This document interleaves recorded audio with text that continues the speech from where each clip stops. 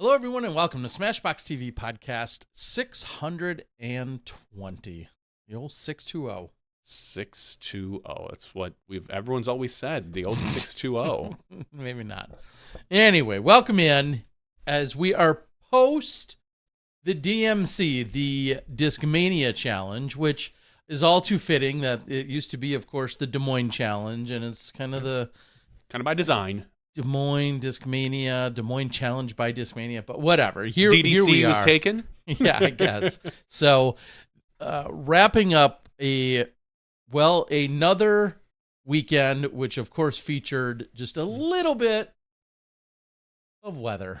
And I was thinking back, this was the 6th year we've been at the event, and I didn't do any official math because I think there was one year I wasn't there and I didn't work it, possibly. But I think at least 5 of the years that I've been there, all 5 years we've had some kind of weather. Because one year I know MPO got canceled, didn't have a third round, and one year FPO didn't have a third round. I don't remember which order, but I know that happened. And all the other years we've had some kind of weather at some point throughout the weekend, which is crazy because we live in the Midwest as well, but I don't feel like we have nearly the thunderstorms that they do just 5.5 hours west of here. Especially midday. Is it just, and on weekends? Again, not being a Des Moines weatherman, is it just bad luck? Is it just a coincidence?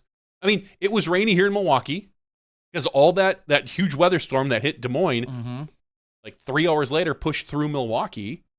And so it was raining outside while I'm watching, Des Moines have good weather. Is it just bad luck? I mean, we all know the Midwest summers, they can spring up, but it's not a regular but thing. It's not. Yeah, it's happened almost every year there. I understand. And it is so rare. I understand. You and I rarely are like, oh, random thunderstorm just popped up this afternoon. No. Like, that doesn't happen. Nope. And we are just 5.5 hours Very east, similar climate. Barely north of where they are, Yeah. but basically 5.5 hours straight east, 300 and some miles straight east. Just think about the weather we always had at, where did the truss almost come down? Or where did it come down at? There was which time? The first time down in Texas. Down in Texas at the Nick Hyde. The Nick Hyde. That Every tournament year. had weather every year that we played there. Yeah.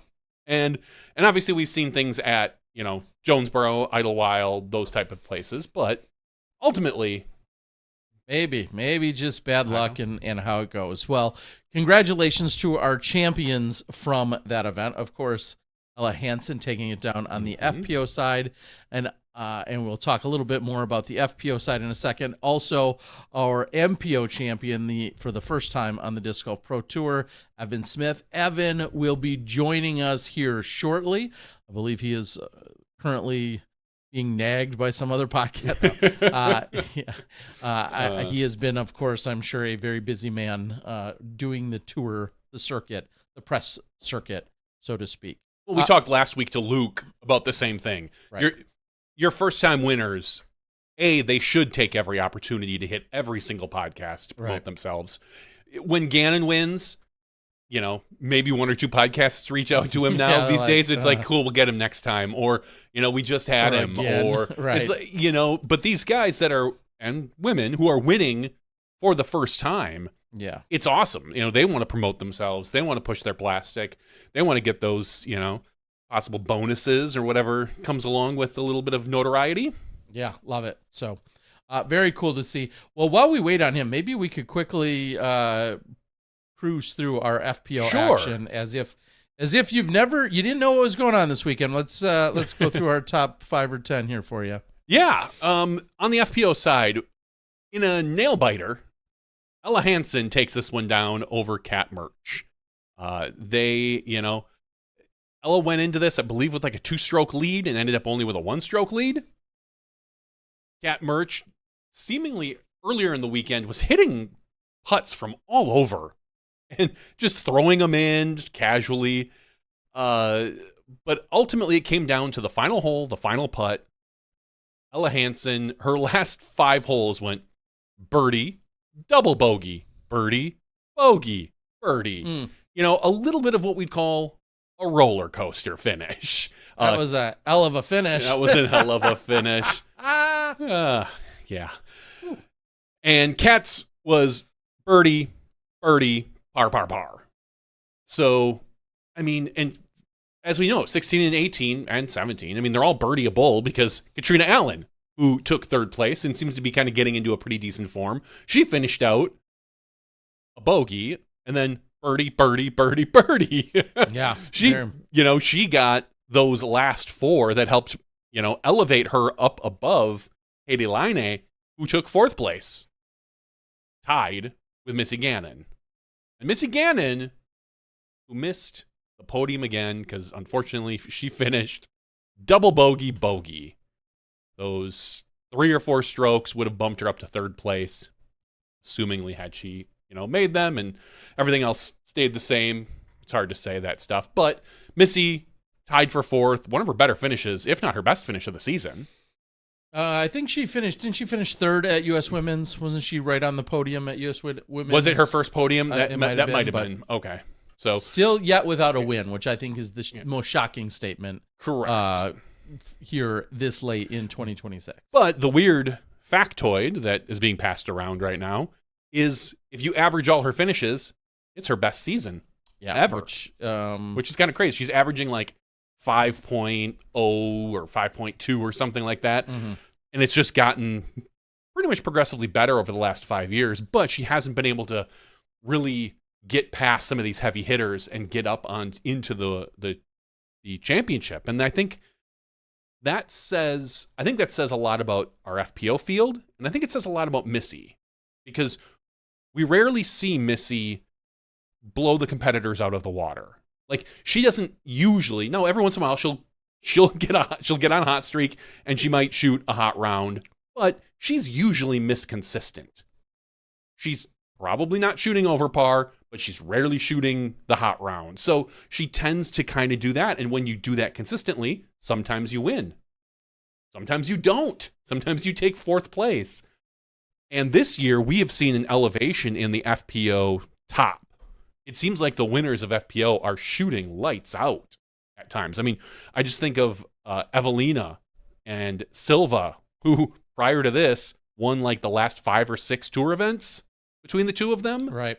And they've just been shooting lights out. So it's hard for anybody to get in there, much less someone who doesn't quite have the ceiling that they do in Missy Gannon. So Missy's going to need to find an extra gear this year if she wants to get a win. And, I mean, maybe she's happy, or I don't want to say happy, but content taking 3rd through 5th. Right. Well, I was just looking so far this year real quick. She's had a 5th, a 4th, a 5th, a tie for 4th, a tie for 6th, a tie for 8th, 4th, 6th, tie for 4th, 5th, 6th, tie for 4th, 3rd, 6th, and tie for 4th. Yeah. So basically, consistent. Yeah, basically, 4th, 5th, and 6th are her hot spots with an occasional 3rd, and then the 8th at Champions Cup is the worst finish that she's had this year. So 4th, 5th, or 6th, I don't know. It's and I'm not here to say that I know all of like what Missy's been shooting round by round, but it really feels like she needs to shoot at least one stellar round if she wants to keep shooting the 4 or 5 downs that she's doing, because her 5 down was third best score this past weekend never mind, there was a few way down there that jumped up, so her 5 down was probably right about where she belonged then. Yeah, exactly. Just kind of upper middle. So yeah. All right. Finishing out our top 10. Finishing out our top 10, 6th place is Emily Weatherman and Valerie Mondahano. In 8th place, Holland Hanley, who still kind of just can't seem to get it together this half of the season. So hopefully we'll see her. We do have a guest in the green room that we'll get to in just a second here. Rebecca Don in 9th place, and Owen Scoggins finishing in 10th place. Kind of a low finish for Owen. Right. I would be curious to know how she's feeling in general. I know last year, towards the end of the season, she had some elbow issues. Was this just not the right course for her? And yeah, kind of crazy to see Yeah. because she finished in 10th. This, and then last weekend at Ledgestone when she finished in a tie for 7th. Those were her 2 worst finishes of the year.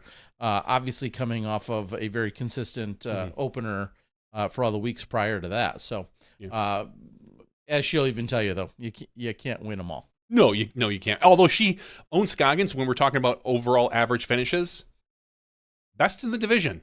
She's averaging like just over 3rd. Better than Silva, better than Ev, better, just a little bit. Those two, I think, 4th and 4 or 4 and 5 or something, but she's averaging 3rd throughout the season. So it's hard to argue with those numbers. Yeah, she just sits a few points behind Silva in the overall point standings. She's sitting in 3rd. Also a comfortable lead over Missy in 4th. So Holland, Silva, and Owen are 1st through 3rd in our Disc Golf Pro Tour standings at the moment. But who is 1st this weekend? Our next guest, the one, the only, Evan Smith. Welcome to the show, buddy. Evan, let me quick fix your. Thanks for having me. Let me shift your camera. I got it. There we go. There we go. Got you right centered up now. All right. There we All go. right. Welcome in, front and center now. Evan, it's been a little more than 48 hours with the late start we had on Sunday. How are you feeling now? How have things set in? Gosh, I feel pretty good. There's nothing that will make you more humble than getting home at like 1 a.m. from flying all day, and then having your 2-month-old wake you up at 5 a.m. So yeah, that's kind of immediately like snapped right back into dad life. I thought you were going to say you got home and like the first thing you did was change a dirty diaper or something like that. Well, that probably happened at 5 a.m., right? Like, no. My wife was gracious enough to take care of that at 5. Okay. So no, I just had a lot of just spit up and all that stuff on my shirt. So nothing too big. Yeah, it doesn't end too. For the next few months, you're going to end up like that. And then once they hit kind of like 1 to 2, it's not going to be spit up. It's just going to be throw up, which is even worse because for some reason you're just going to be holding them there and then all over you. Yeah. Like it happens to every parent, I think, once where you're just like, why? Like, why did that happen? Tiny little tummies. Yeah, those little tummies get upset real quick. Let's dive into that a little more. Obviously, you just became a father here a couple months ago. You're fresh into the fatherhood, but also 9 months of pregnancy before that, of course. Does anyone else on the tour have any idea? I mean, because most of them are not yet fathers. At least most of the ones you hang out with. Right. So yeah, sure. How would you even attempt to relate to them right now in that sense or convey to them? That's a great question. I guess the best way I can convey is we were staying in somebody's basement on air mattresses, and that was some of the best sleep I've gotten. So once I said that, they were like, okay, that's rough. I did say like fatherhood or like being a parent is like, it's a lot harder than people were letting me know, but it was a lot more rewarding at the same time than people were letting me know. So it's been so cool, and I can't wait for what comes next. Yeah, it's really hard to convey how rewarding it is, because you can tell somebody like, oh, my kids, they're awesome, I love them, it's such a fulfilling thing, and most people that aren't parents are just kind of like, oh, cool, yeah, I'm sure that's great. And then you have a kid and you're like, oh, now I kind of get it, like I'm in charge of this little body that can't do anything. Yes, yeah. That's probably where I start when I try to explain it. It's like, so imagine somebody can't eat for themselves, can't walk, can't go to sleep unless they're like rocked or like held, and basically is dependent in every way for or on you to take care of it, or Kind of like him or her. And um that's pretty much what it is. It's just a I mean, yeah, it's crazy. My world, like, this is really sappy, gosh, and I know it's gonna sound very cliche. My world got like so much bigger and so much smaller at the same time, and I was like, that is so insane. It's so insane. Yeah. It's yeah, it's it's great. It's so great. But yeah. it's It it's really also is. crazy. It is. Yeah, Johnny has 2 children. I have 2 children. So been there, done that. We are both done with our bringing newborns into the world. But Hey, don't put a cap on me, my friend. yeah, no, you're done.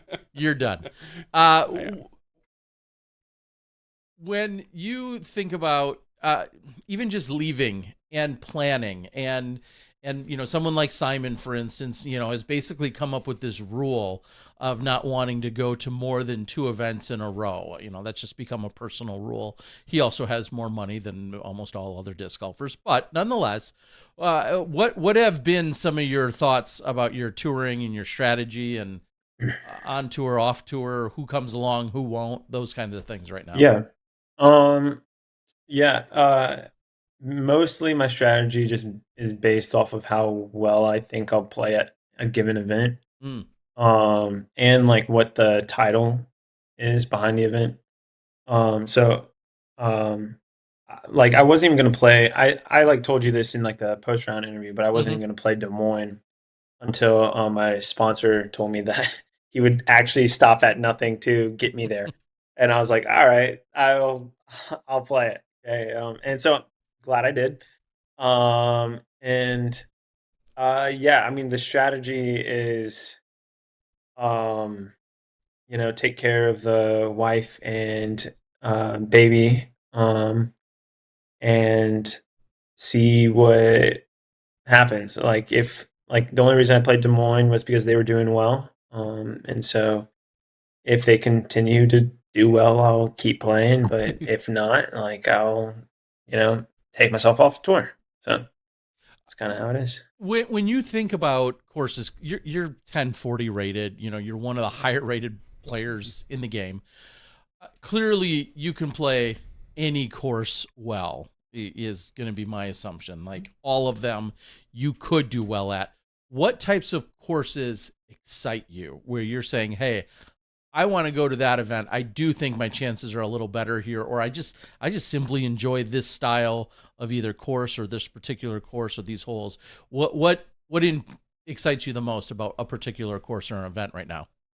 I think like the well, so obviously like the majors, like Okay. Yep. the majors excite me. Other than that, I would say um like I was either gonna play Des Moines or Ledgestone. Mm. And so uh anyway, it just how the cookie crumbled or whatever that saying is. That I played Des Moines. But like there's just I don't know. A lot of OB I feel like plays to my advantage. Like I've played well at Ivy in the past. I've played. Hmm. I mean, I don't know. Like I've played well like pretty much everywhere. I feel like the exception being Northwoods actually. Like I don't think I've had a round over like 1030 there. Mm. Um, but it's actually it's like one of my favorite courses to play.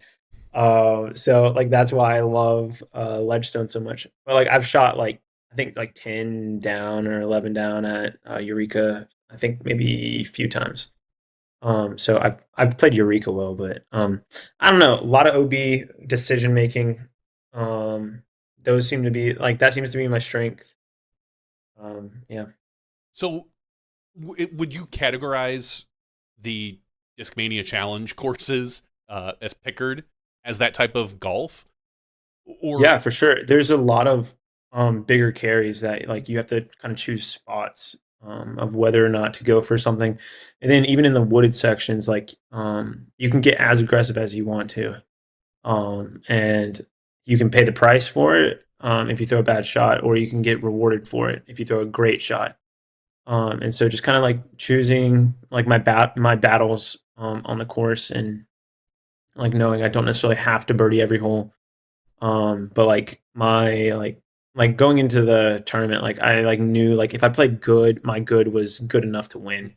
And I played great, and ended up winning anyway. So Does this course, and I'm looking at the results, and I think I asked Terry this, and to ask Austin Turner if he had a chance to interview him. It feels like this course really, maybe more than other ones, favors a player who has a forehand, a right-handed player who has a forehand, or a lefty player. We see Austin Turner tied for second. He's a great player. You, who have a great forehand. Luke Taylor's got a good forehand. Evan Walker has the craziest forehand maybe we've ever seen. We saw Silas Schultz, who's got a pretty decent forehand. Chris Clemens finished 12. Like, all these players that I feel like just... does a forehand really help out much more at this course versus other ones? I mean, I would say yes. Just because like there's so many holes that like that can be the shot. So if you can make it the shot, like you can shoot like a 5 down or 6 down out there just with that shot, as long as you're just parring everything else, obviously. But like the upshot on hole 1 is a big forehand. Upshot on hole 2 is a big forehand, or not even a big forehand, just a forehand in general. 3 is a forehand. 5 can be a forehand. 6 can be forehand. 7 can be, like I can just 9. I think I threw a forehand. You can go forehand on 10, like all the way there if you really want to. I mean, you can kind of go down the list. Like 12, like there's a lot of there's a lot of forehands out there. It's so that would kind of yeah. So like my game plan was get my like forehand discs feeling good and throw those.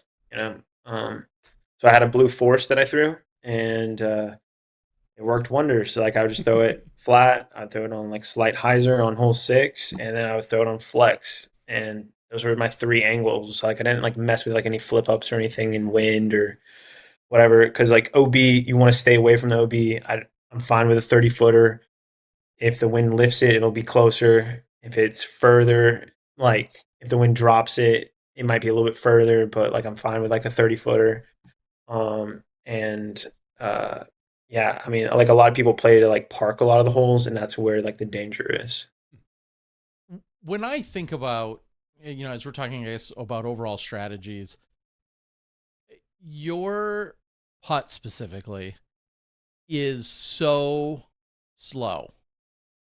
I love it. Where did that develop from? And especially when I compare it to like Gannon, who's just like about to knock over a basket, right? Like as his come rifling in, and you think of Ricky's and a number of other players, but and Ezra Robinson, whatever. How and where did your putt develop? And does it emulate anyone else's? Did you learn on a Mach 3 by chance? Actually, what is it? Mach 2? I did learn how to. That was one of the courses nearby. It might have been Mach 3. Okay. I forget. Kentwood disc golf in Raleigh. Okay. I played a C tier there. They have and I played MA1. Lost by so many. This is when my putt started being good, because I was throwing great. Hole 1 stepped up. This was back in my Palm Beth days. So Rock 3, right? Just boom, so good. It's like a 200-foot hole. So good. Oh man, it's tracking. It's like my first C tier ever. Boom, center chains, spits out. I'm like, that's stupid. Anyway, went on to miss like a lot of putts. I think I missed 12 in like one round out there. And then one of the guys was like, "Hey, do you know about Putt 360? It's an app." And like he was like, "You should work on your putting because you would have won." And I was like, "Wow!" It's like the classic MA1 response. Right. I actually had a guy. I was playing an A tier in golly. I was playing an A tier in Texas, like I think 2 years ago. And at that point, like my putt is like has been good at that point. Okay. And he like comes up to me after the round because I'd missed like I don't know, it's like 3 putts or like that round of 4 putts, and like that happens, whatever. But like you just practice and you move on, and it is what it is. And I was practicing like while they were, because like they were wanting to like, oh, here's who this person shot this person, right? And I got like I think second or third, and this guy in like MA1 or MA2 like comes up to me and was like, yeah, so I've been noticing when you bring your putter down, and I was just like, he is not about to say this right now. And anyway, he said it. He said it. And I was just like, yeah, I should probably work on that, shouldn't I? And I was like very like just trying to deadpan, like I was trying so hard to just like not just not say anything. And like hallelujah, like God's grace helped me. I don't know, like I don't know how I didn't say anything, but Oh my God, man, so great. that was incredibly frustrating. Anyway, those are my stories about people giving me advice about how to putt. But no, I just work from like 10 feet back to however far I feel comfortable with. Like today, I just did like 20 to 25 footers, pretty much. And like that was pretty much it. I Well, don't that's know, funny like because you look like you were comfortable from about 50 and in this weekend. Like, just yeah. I mean, it was beautiful. It was hey, maybe one of the hey. best displays of putting I've seen in a long time. See, that's funny. That's funny because round one, I didn't feel like I was putting that well. And then like I felt like I was putting fine. Like I didn't miss Mhm. a circle one putt. Like, but it didn't feel like great from circle two. Like my circle two bids were just like, that's high, that's low, that's right, that's like right. Like I was hitting metal, but it like they just weren't going in. And no, finally made a circle two. Like I think hole 8 of the second round, and is I think I made 2 circle 2s the second round. Like it really wasn't about the circle 2 putt. Though I did make some insane ones. I'm just saying. But I mean, you had the like, second highest average putt. I'm looking at the stats here oh right now. really? Yeah, your circle Okay. one, you missed one inside the circle all weekend, it looks like. Is that right? Yeah, All right. 47 of So 48. that's not necessarily true Wow. because it it was so I did miss one inside the circle one, but it was actually during round two, not during round three. The one during round three on hole 5, which is Uh-huh. marked, was in circle two. This Mm. one, because I asked Gannon, I was like, "This is in circle two, right?" And he was like, "Yeah, definitely." Okay, and so when Gannon's saying, "Yeah, definitely," you know it's in circle two because like the Mhm. circle to him probably looks like it's like a 15 footer. Right. Okay, and like I mean that's just how it is. Yeah. Um, and so like anyway, the one that I missed was the roll away from hole 7. It like hit the cinder blocks, and then rolled straight back, and it was probably like 30 feet or something like that. Should have made it. It like splashed out left. But actually, without that miss, like in that, uh, like I don't know, like I was like talking with like my buddies, and they were like, "You should have shot 16." I was like, I probably would have shot like a 10 if like I had actually like made that putt or like it hadn't rolled away or whatever. 'Cause I would have just been like, man, I'm on it right now. And then I probably would have like went like par bogey or something, and then I would have refocused, and instead I went Okay. birdie on the It next was two. just a wake up call for you. Little Exactly. did you know it was a well placed wake up call. I guess that then I have to follow up and say, will you ever reach out to support at PDG, whatever the email they give you, No. to try and correct? Like, do you care that it's No. mismarked on? So Yeah. so I'm not even like I haven't even played enough events for my stats to even matter for like, oh, who's the best Year end? circle one putter? Mm. Yeah. Who's the best circle two putter? So like, and like the events that I played, like I played Champions Cup at New London, Mhm. right? And I played down at like in Big Easy, and so like my like driving percentages or my birdie percentages are trash because like I've been playing like all the hard courses, and meanwhile the entire tour is like playing like, oh yeah, let's go to Eureka and shoot like 10 downs or 12 downs. It's like, yeah, it's Eureka. You throw hyzers. Okay. Like, Mhm. No shade at Eureka. I have shot over par there, so I guess I should take it back. We're gonna clip this for next year when Evan comes in 3 over at Eureka. Yeah. Like, you just throw a bunch of hyzers there. Oh yeah. Yeah. No, clip this. Yeah, we're good with the producer of DGN. That clip is getting played. Right. No All right, matter sweet. what. For sure. Yeah. As you're plunking like man, your third that one is in the not water. good. That is.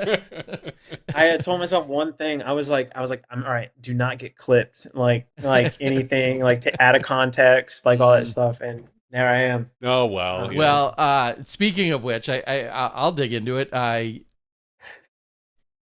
was I don't know if ridiculed's a good word. Probably.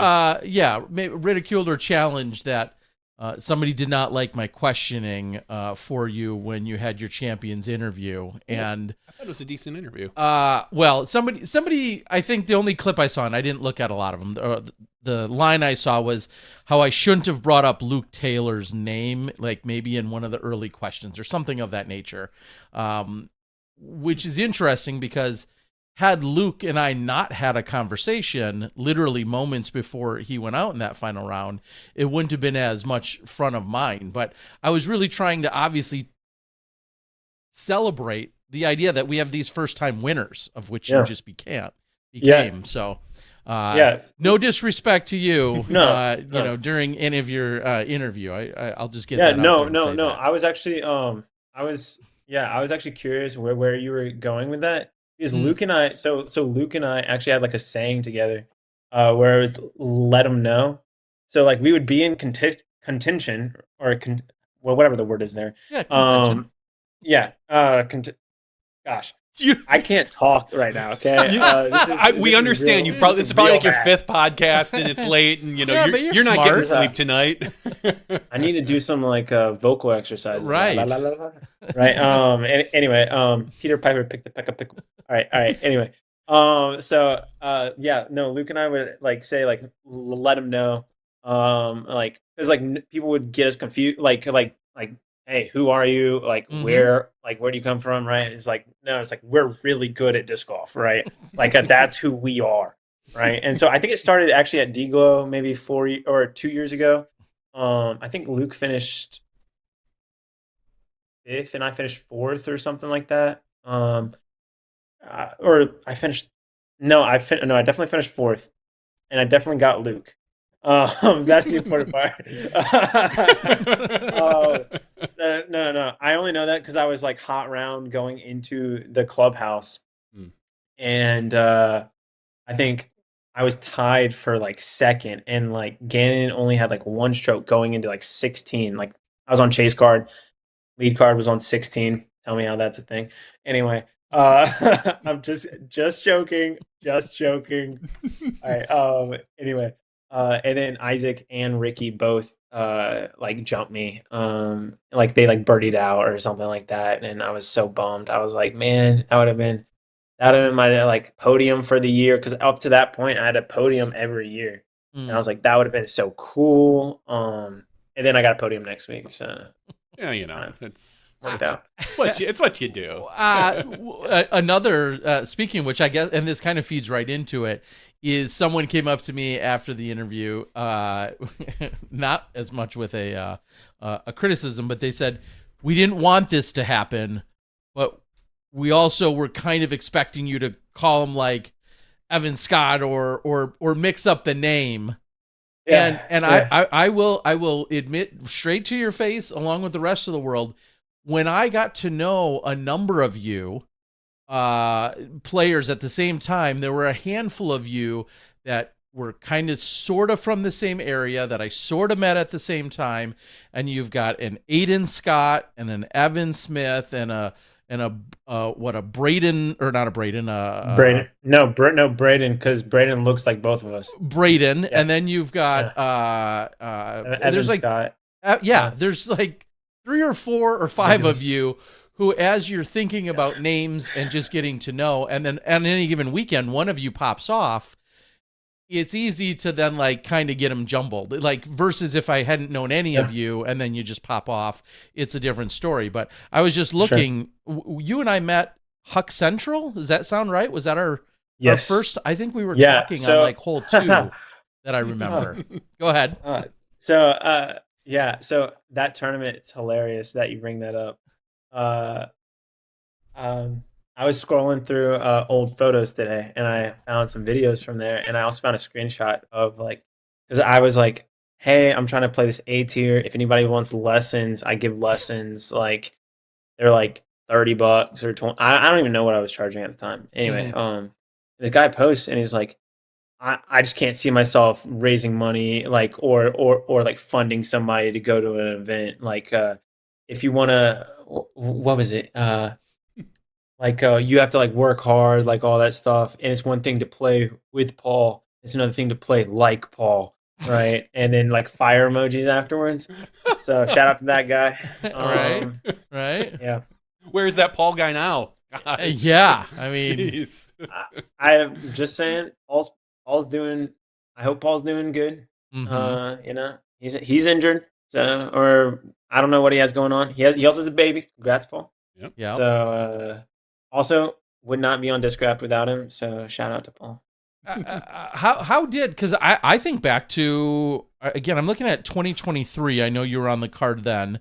I don't know if you were in 21 when I was down there. I think you might have been. But anyway, how did I was. Yeah, how did Discraft and sponsorships come about for you within your journey? Yeah, it was kind of like a what is it, like 11th hour type of thing. You know, I wasn't really sure what I was going to do this year for tour. Yeah, my wife and I, we actually had some like, anyway, we had like a scare with the pregnancy, like around our son, which pretty normal. Like I feel like at some point, like, so everything checked out, like, all the doctors, like all that stuff. But yeah, anyway, then found like was just looking at like what we were gonna do for the next year, like all that stuff. Nobody was really like coming forward with like a contract, like a physical contract, right? Like I had some quote offers, but nobody was coming forward with like an actual contract. Then Discraft, well, I was down at the Eagles Wings conference in Florida, and Paul was there, and so anyway, one thing led to another, and Paul and I had a conversation, which was absolutely fantastic. And he basically just kind of like communicated maybe like a little bit clearer to like I guess Bob and Wes, like kind of like what I was wanting out of like a partnership. And Wes and Bob have been fantastic to work with. They've been, I mean, yeah, I wouldn't be on tour without them or even play like the limited amount that I've been playing. And so yeah, Paul was fantastic, and Wes and Bob have been awesome to work with. Fair to say that it's also a little bit more difficult trying to lock in a big sponsor when you're talking about missing half the season. Yeah, missing, and I guess maybe sure. Yeah, like even just kind of I mean, that pitch sounds like it's got to be kind of tough. So yeah, I mean the pitch was, well, we're gonna have a kid. Okay. And so I'm gonna be there because that's who I am as a person. Yeah, that's important. I feel like that's pretty good. You know, standard to set there. And anyway, yeah, Discraft found that was a good thing. I don't know. Like, I don't know. Hey, we like this guy. He wants to be a dad. He seems like a stand-up guy. Yeah.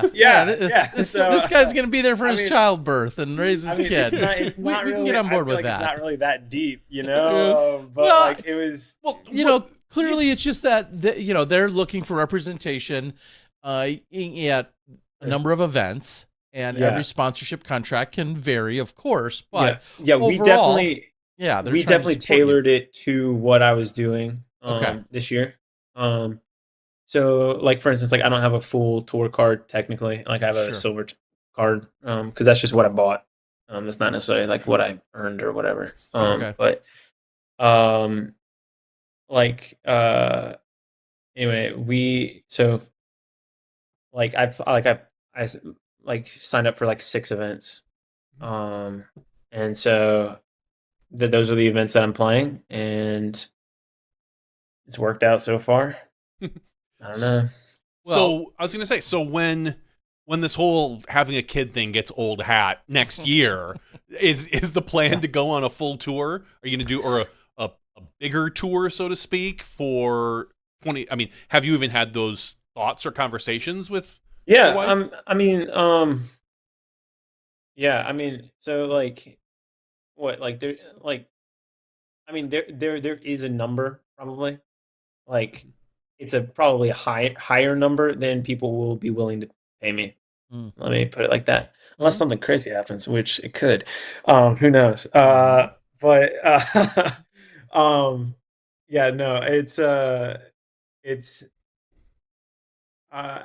like I'm just going I'm just going to put like my wife's and my baby's needs before like me playing disc golf. Like because it's a disc golf at the end of the day. I love playing disc golf, but it's disc golf. So I mean, it's to be fair to you, it's also a career. It is a job. It is you have to. It is also you have to put in your time every day, as you said today. You were out there putting, and it might not be that office worker 8 to 5 kind of job, but if you can earn a salary doing this at X amount, that will support your family. There are. I mean, look at Terry. He's basically not even a dad. He's never home. What kids? Have you seen your kids lately? Not this year. Yeah. No, he told me he's picking up his daughter later tonight from the movie. I don't necessarily. I like my wife and I have talked about it, and like I definitely want to be around. I feel like I know like a lot of people who have had not great experiences. So like thankfully like my dad always like ended up making us a priority, and like I like even just like every Tuesday for instance, like he would take us and like go fishing or something. Like it wasn't anything big, and he would work late, and like he didn't necessarily like love his like job or whatever, but like it like I mean he did what he needed to do, and he cared for like each of us in like our own ways, like both me, my brother, and my sister, right? And like that's like really like looking back, like that's really like the impact that like the like intentionality there, like even if it wasn't like very much, like I feel like the intentionality and just like being there like meant a lot, like looking back on it, because like honestly like the reason why I have such a good forehand is probably him, because like he would hit me ground balls or throw me ground balls like playing baseball. He actually threw his arm out pitching to me in the batting cages, and I still am bad at hitting. I'm so sorry. Now wasted. I was some disappointed dad right there. I was tried. a pretty good pitcher, but like, I mean, we would just go to like, I mean, it wasn't anything crazy. Like, right, like they have like kind of crazy cages now, like where like you can pay like anytime, pitching machine, like all that stuff. Now, my dad was old, like, hey, we're going to the middle school. It's free, right? I'm doing these soft tossing in the net to warm up.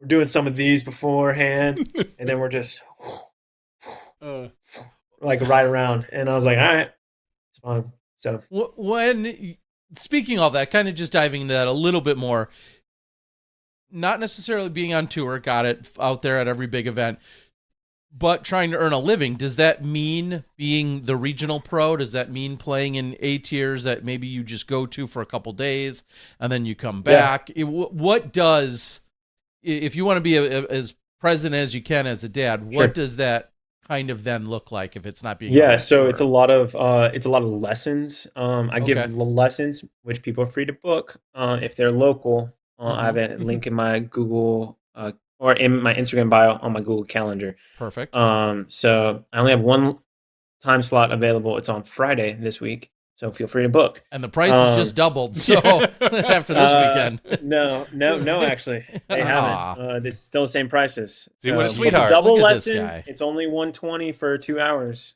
Okay. Okay. It's not too bad. No. But other than that, it's $70 an hour. So Okay. So a lot of I feel like lessons is what you're. a lot of lessons, a lot of vending before B tiers and A tiers. Okay. A lot. That's pretty much it. Yeah. Okay. Yeah. Yeah. I'm trying to think about what else I've done. That's pretty much, yeah. Oh, I actually didn't do. I actually took a real estate class as well. So, side hustle there. Is that- I'm in the midst of getting my real estate license in North Carolina. Fun fact. So I have to take the state test, and then I'll be able to get my full license. But I did that in the mornings while my baby was with my wife. Solid in plan. the other room. I played Mario Kart. But I was gonna say, North Carolina, great place to have your real estate license. Half the disc golfers are moving there. Right. You have so many people that you're that. just like, hey, you want to move to Charlotte? Let me hook you up. I can Raleigh? get that. Sure. Yeah. Exactly. Yeah. I mean, look. I mean, I know people. Okay. Yeah. That's actually, fun fact. My first sponsor was a realtor. So, yeah, we actually had a conversation, and he was like, yeah, here's kind of gave me the lay of the land, I guess. So yeah, he's been texting me. He was like, I was crying during the second round, at the end. Mm-hmm. And I'm like, I was like, yeah, me too, kind of. Not really, not at all. But he said he was. So I was like, all right. Proud of you, man. Yeah. Proud of you. Yeah. You know. Yeah. We were trying to do some math. Are you 23, 24, somewhere in that I'm neighborhood? 24. 24.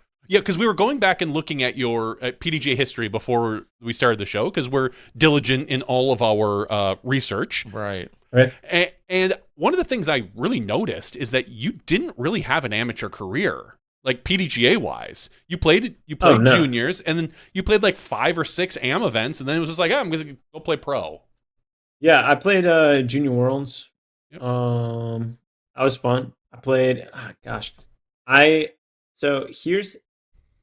So there's been stories about how psychopathic I am, about how competitive, I guess, from different people.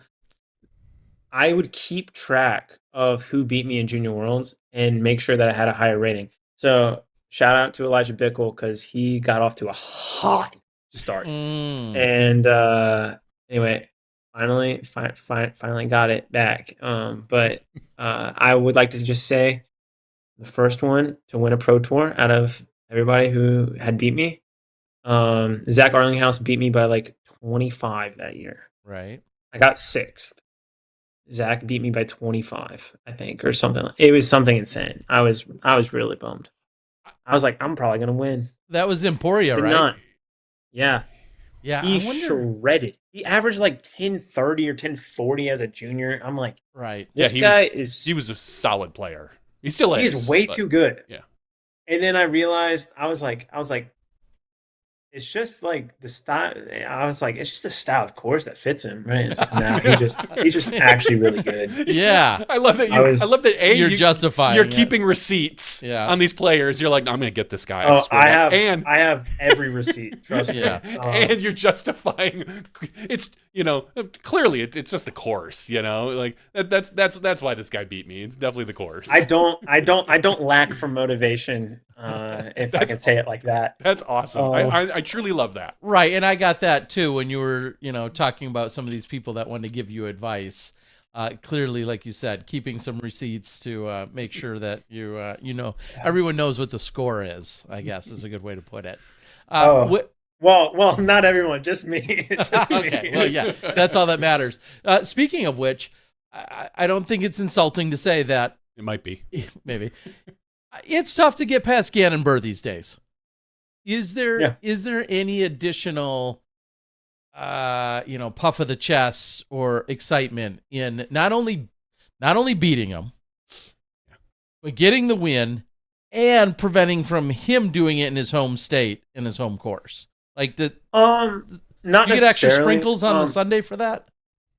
I mean, I mean, Gannon's been having a great season. Like, I mean, Right. there's no two ways about it. Like, I Mm-hmm. like actually looked at it before the last round, and like, I think he was like in like what he was tied for fourth. Was that right? Going into the final round, Yep. right? Yeah, yeah, yeah, Yeah, yeah. yeah. He wouldn't have gotten any points from that. Which is That's crazy. crazy. Yeah. Yeah, that's so crazy. And so like I don't know. Like I mean, I think it just says more about him. Like I mean, he's put in all the time and put in all the work to be as good as he is. And I think like it's up to the field to catch up to where he is. Yeah, I mean he's right now he's the standard, right?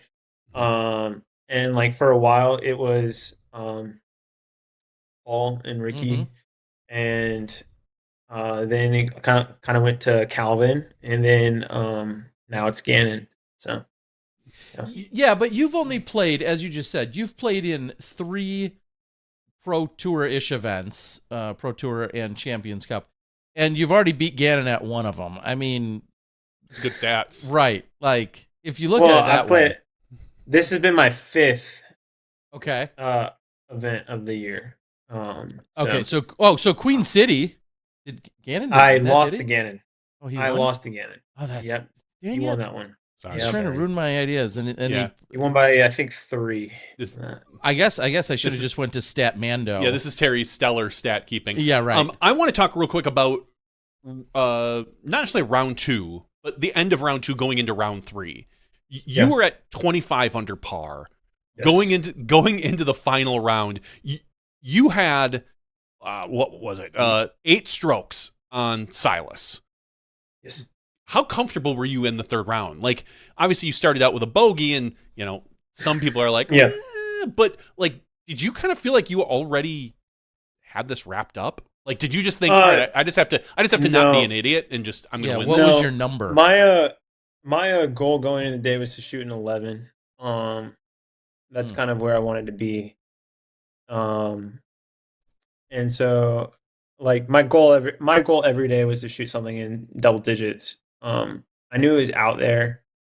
I it was weird because like a lot of people were like, it's not out there. It's like somebody shot like 14, and there's like 3 course changes that make it harder. So in it is out there, right? Mhm. Like and like some of the course changes aren't even like that. It's like half a stroke. It's not a full stroke. Right. And so like it's like you could shoot like at least like a 12, like even if you just shot like a 1080 or whatever, which somebody shoots like a 1080, I feel like every week now. Mhm. So I don't know, like at least like one round. Mhm. And so anyway, was able to do that the first 2 rounds, and then going into the last round, kind of had like a I don't know. I was pretty nervous on the first tee. And threw like a fine shot, but just kind of like missed the angle just a little bit, and it went OB. And then missed the second angle a little bit, and that went OB. And so I was like, all right, well, just make it and you're fine. And then I saw like Gannon's upshot go OB, and I saw Silas's upshot go OB.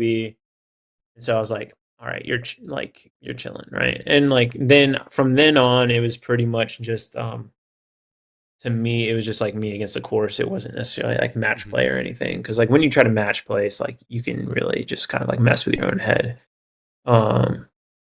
Yeah. I mean, I was gonna say none of those players got to your score by the end of the third round. You were at 25. Gannon ended up at 24. Like yeah, but It's- here's the thing, so like that's kind of what you were saying about like just like the respect that Gannon deserves. yeah, Like Mhm. this year, you expect him to go out there, shoot an 11, shoot a 12 down the final round. Or at least like I mean, everybody on that lead card was shredding. Calvin was in 4th. He was on a chase card, right? Like, I mean, he was like right in the mix as well. Like, so like I knew I had to shoot. I knew I had to shoot at least a 5 to win, probably. Like, and that kind of felt weird. I was like aim for a 5 because I've been shooting like great, right? Mhm. And so I was like, all right, just aim high, and then like it's like see like there's no reason to change your game plan. You've been playing fantastic, and like there's nothing risky. Like to me, there's nothing risky about my game plan. There's like if I'm throwing good shots, like I'm throwing good shots, and like I'm gonna give myself looks. Like it's not like I was throwing it super close to the OB, like on like pretty much any hole. Like I like maybe hole one, like the tee shot, but like I mean hole three, hole four, like I mean I guess hole four maybe, but like not really. Like I mean my plan was to bail out. Hole five, my like the disc kind of slipped out of my hands and I still made it in bounds. And it's like it's how it is. I don't know. One question that I had queued up in my brain while we were standing on the green was, is there a point when you felt like, okay, this is now for sure mine at some point during the round? What I can think of when I would say that is, but I'd love to hear what you think. Yeah, I think probably the putt on 14. 14. Yep. Okay. That's like when I was like, all right, we're good on the win. We're going still Okay. though, right? So yeah. That was exactly my assumption as well. I remember I was starting to walk to 15 as you guys were getting to the green and you were way back there, and I was like, okay, he might not birdie this. Gannon is doing whatever Gannon's doing. It's not great, but and then I turn around just at the last second to watch the putt, and then you put it. I'm like, and I remember just like nodding to myself, thinking, "All right, well, this is over. Like that. That's your dagger. This is officially." Yeah, it. I mean, like, yeah. Like that's like a. I mean, that's a like. I feel very comfortable running that putt, like in pretty much any time. Sure. But like especially after I make a mistake, like that upshot, I should have like. I mean, that upshot should have been 20 feet. Right. So like just being able to like have like a like just trust my putt and like bounce back from it, like that's probably like been that's like probably one of my biggest strengths, I would say. Just not getting overly frustrated by like whatever I'm doing, either putting or throwing, and just relying on like whatever's working. And just so happened that like most everything was working this weekend.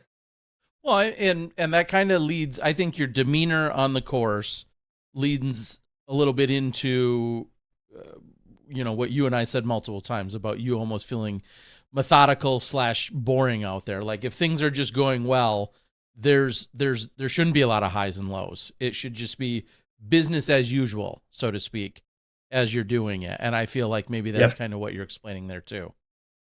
Exactly.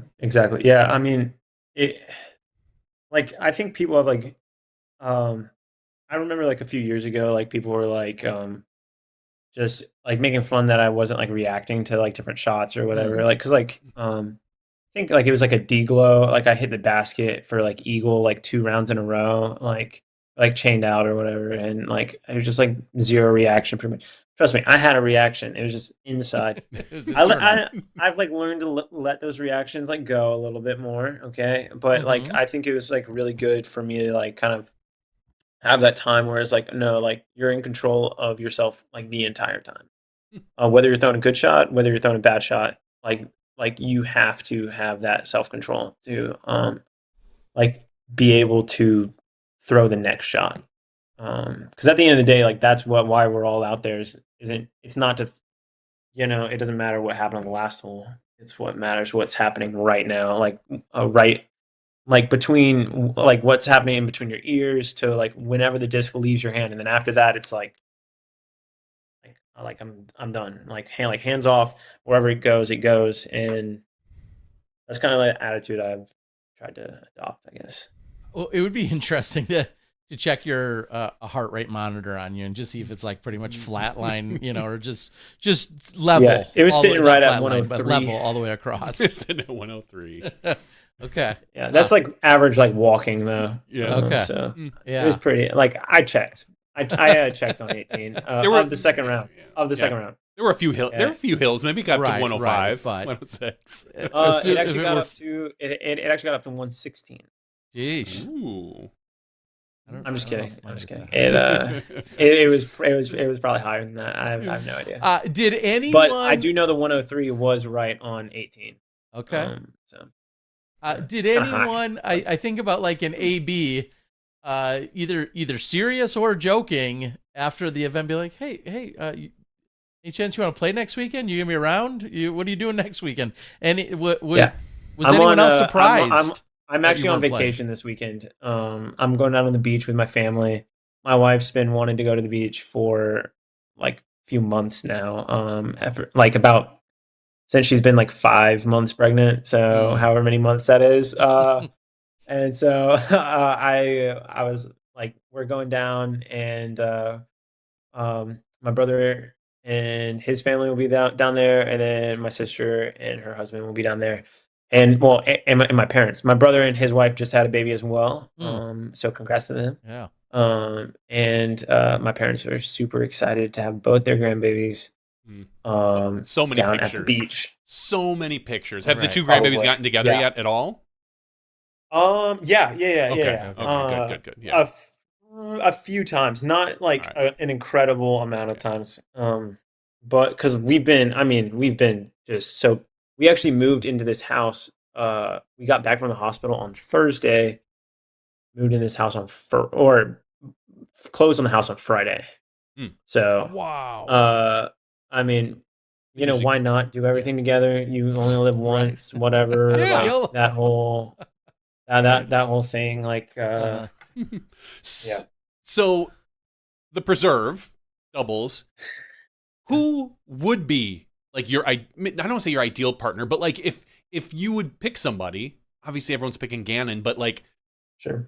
I mean, I would. Yeah. Talk chemistry. There's talk a crew. There's a why would I chemistry. not pick the Yeah. best player in the world? Yeah, well, Yeah, exactly. right. I mean, sorry, Kelvin's already got him. But like, yeah. like who would you see yourself pairing up with? Would it be Luke Taylor? Like you guys, in your team name would be Let Him Know or something? Like, Yeah, maybe. Yeah, I actually like that. I don't know.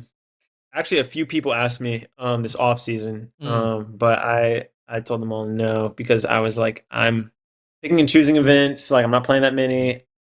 I would have had to pay for an additional spot if I needed to, probably.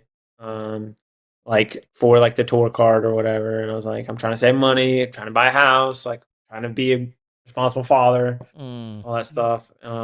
So kind of crazy stuff, honestly. Yeah, you don't like but- fit in with the degenerates out there. Yeah. Yeah. So no, I mean, I don't know, Gannon, AB, I don't know, Calvin. Like, well, I didn't know if name you your like Ricky. if you had like I don't a know. closer friend on tour that Right. like that is the person. Yeah, I mean, you're like, for oh, fun, us two would always wanted to for do fun, this. me and Ty Love would Nice. for sure. Right. Yeah. Me and Ty would definitely. If I was playing, or if like he wasn't playing, probably like me and Silas. But yeah, I mean, there's like a plethora of guys who like I like. Yeah, we would probably make something work that week, Okay. like, and it would be fun. Are people? I feel like I could match anybody's demeanor. I feel like I'm a skilled enough linguist to do that. You're malleable. And I like, yeah. I mean, Silas wanted to talk this week, and so I talked with him. I was actually really concerned going into round 2 because I was like, I love playing with Silas. Unfortunately, I love playing with Silas, and I don't know. Like, I was like, this is gonna be the true test of if I'm ready for tour or not.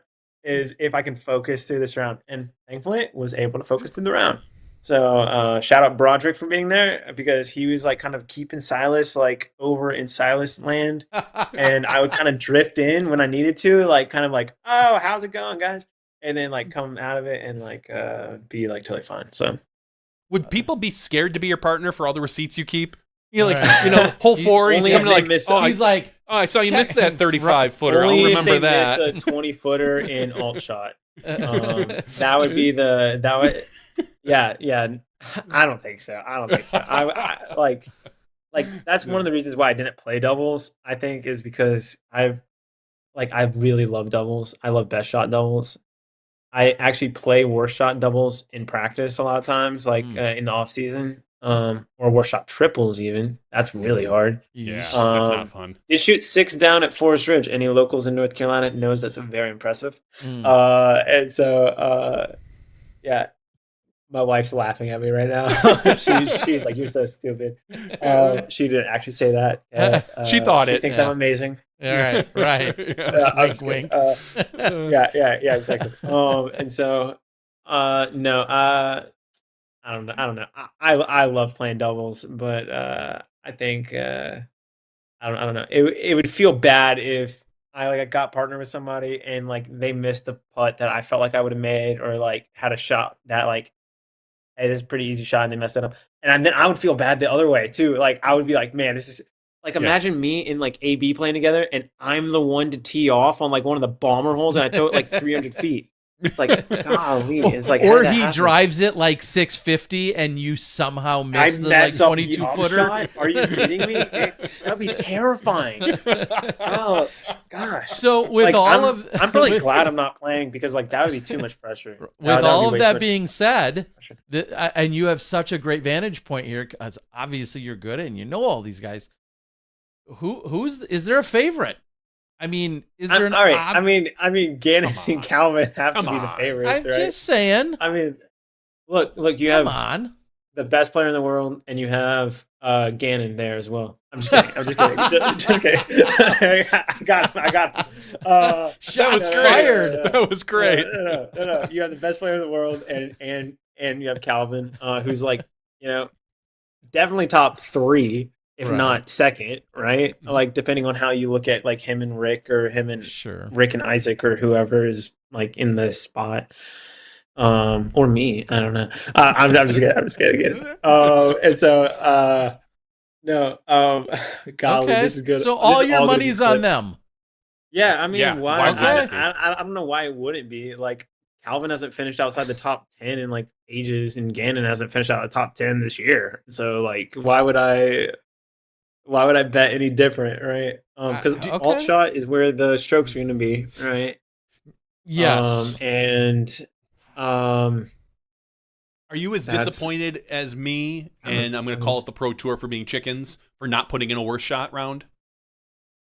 No, because that would be terrible to watch. I don't think so. Yeah. The only thing, No, the only it issue would I have be. is like backups. Like that would be that could be a problem, but like I don't know. It would man. be awful to watch. It, like, also, you don't want to do that right before Worlds. Like, I can see that. that That's a would really that good would discussion. absolutely wreck some teams. like in not like Okay. a fun way either. Like, not in like a, all right, we'll get it next week, right? Like a, man, they might not recover. Okay, I will Like- give you that then. That is a good point I never thought of. Wow. But- Maybe that's me overstating it. Come on. I do Yeah. have the gift, as my mom would say, of exaggeration, or as my wife would say. I just like storytelling, though. So, I mean, maybe that's what I would say. I want to see a worst shot round personally, and I just think that you truly want to see a best modified worst. We'll say once you put it in the basket, it's done. And alternate, like that to me would be the true doubles scenario. And I understand like people are gonna be like, oh God, we have to watch this team chunk it out of the woods at the preserve because on one of the holes they kick 50 feet in, and I'm thinking, well, yeah, that's no different than singles, but Right. But I feel like best shot at like Northwoods would be great.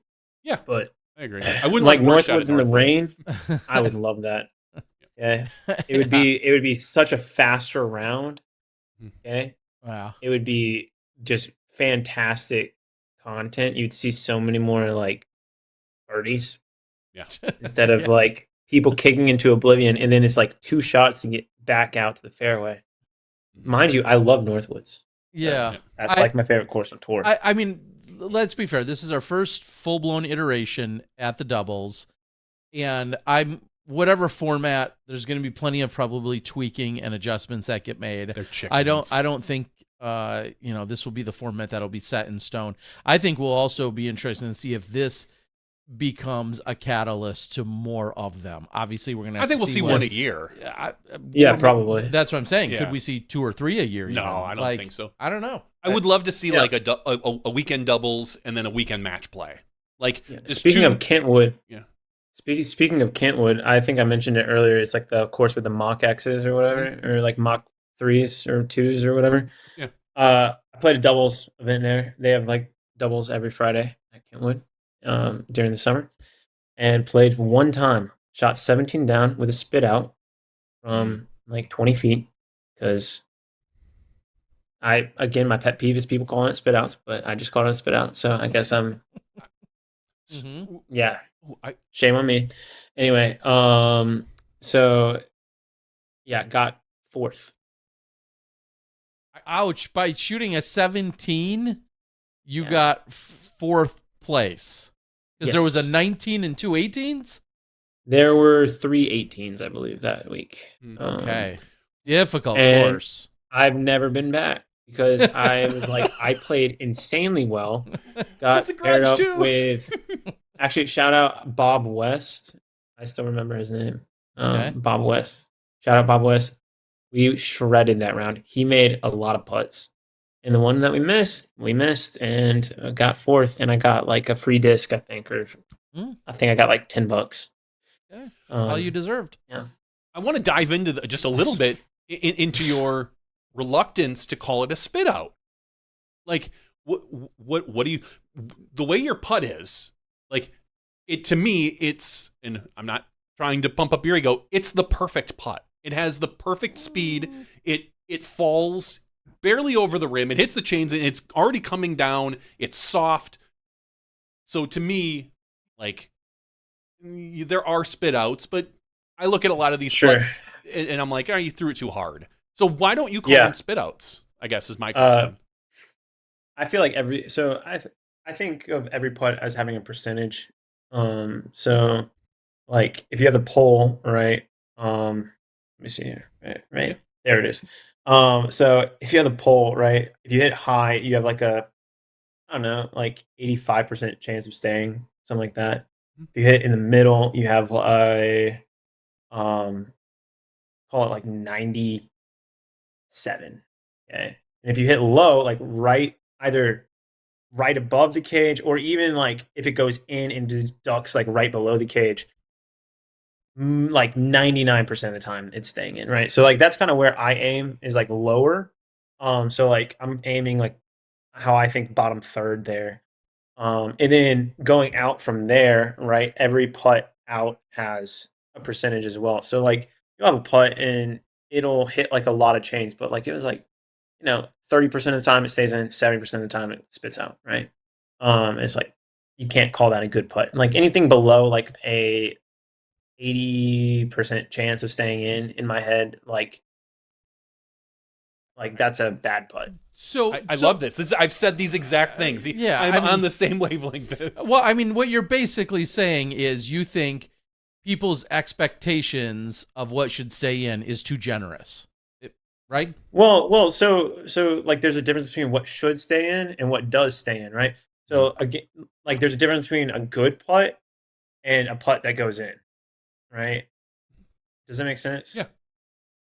So if I'm putting well, or like if I'm putting like great, my bad putts go in.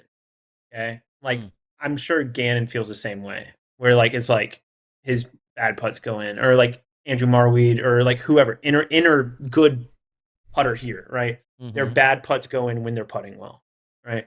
And then like, but your good putts are always going to go in, right?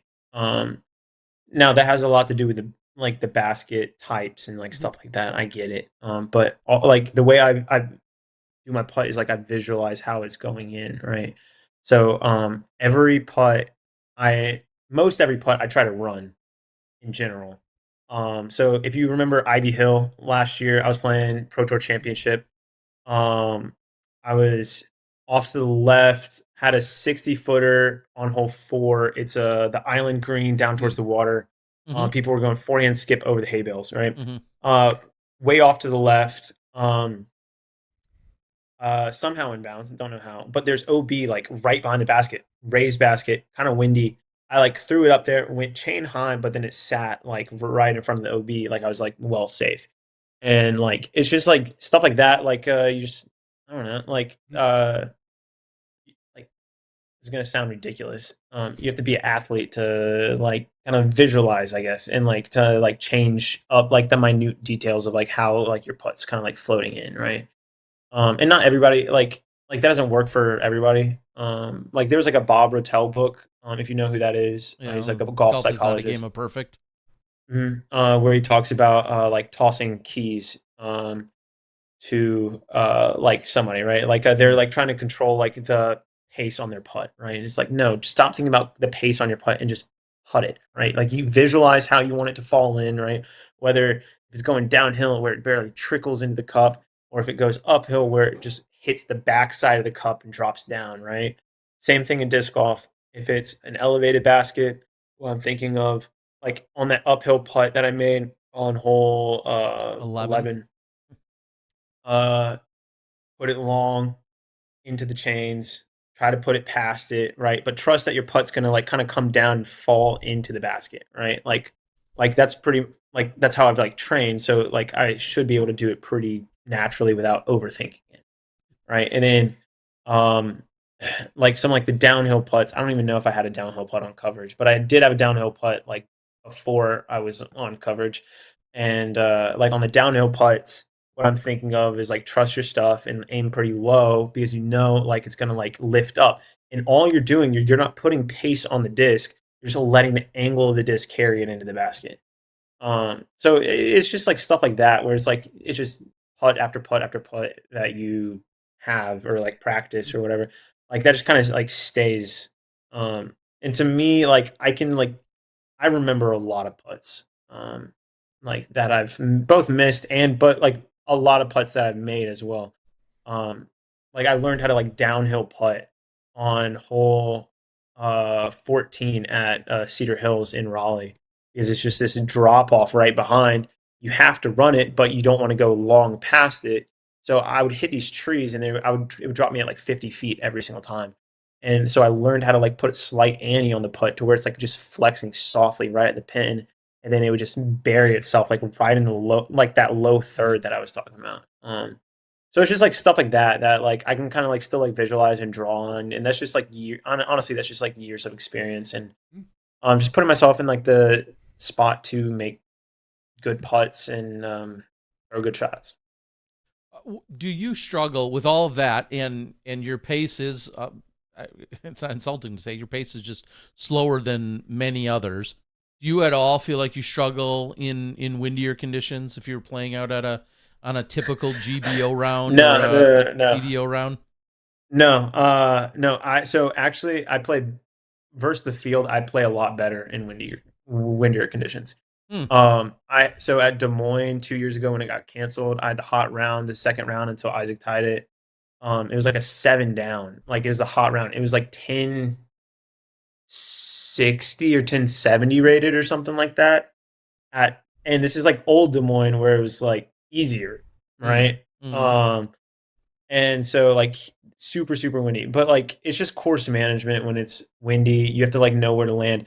Waco last year, super windy, got third. I feel like I played DDO, got third there before. Like I play good in wind. Because I like again like I so putting wind's the same as putting on different baskets. It's just angle control. So like you have to know what the disc is going to do and how you're going to put it. So like if it's tailwind and you putt nose down, it's going to lift for the most part, depending on how high you putt it. So if I put nose up putt, it may lift, it may drop depending on where the wind. But if it's like a right to left, how is it going to do? But if I put it on ante, now I know it's going to drop if it's a right to left. If I put it on hyzer, now I know it's going to drop, right? So like it's just like a lot of like those kind of like small changes that like again those putt after putt after putt like in the field or wherever like that's just kind of how you learn. You make yourself putt in windy conditions and wet conditions and whatever. Shameless plug, as Terry sees I have his pulled up.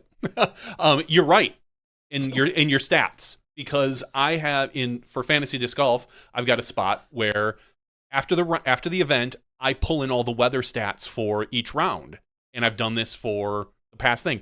I can look that in winds 16 miles an hour or more, you have 16 rounds you averaged 1034 versus rounds where the wind was 0 to 6 miles an hour, you averaged 1033. And in between there, you're averaging 1032. So it's real close, but you're right in that you average better when the winds are higher. It's only a point or two, but it's statistically not wrong.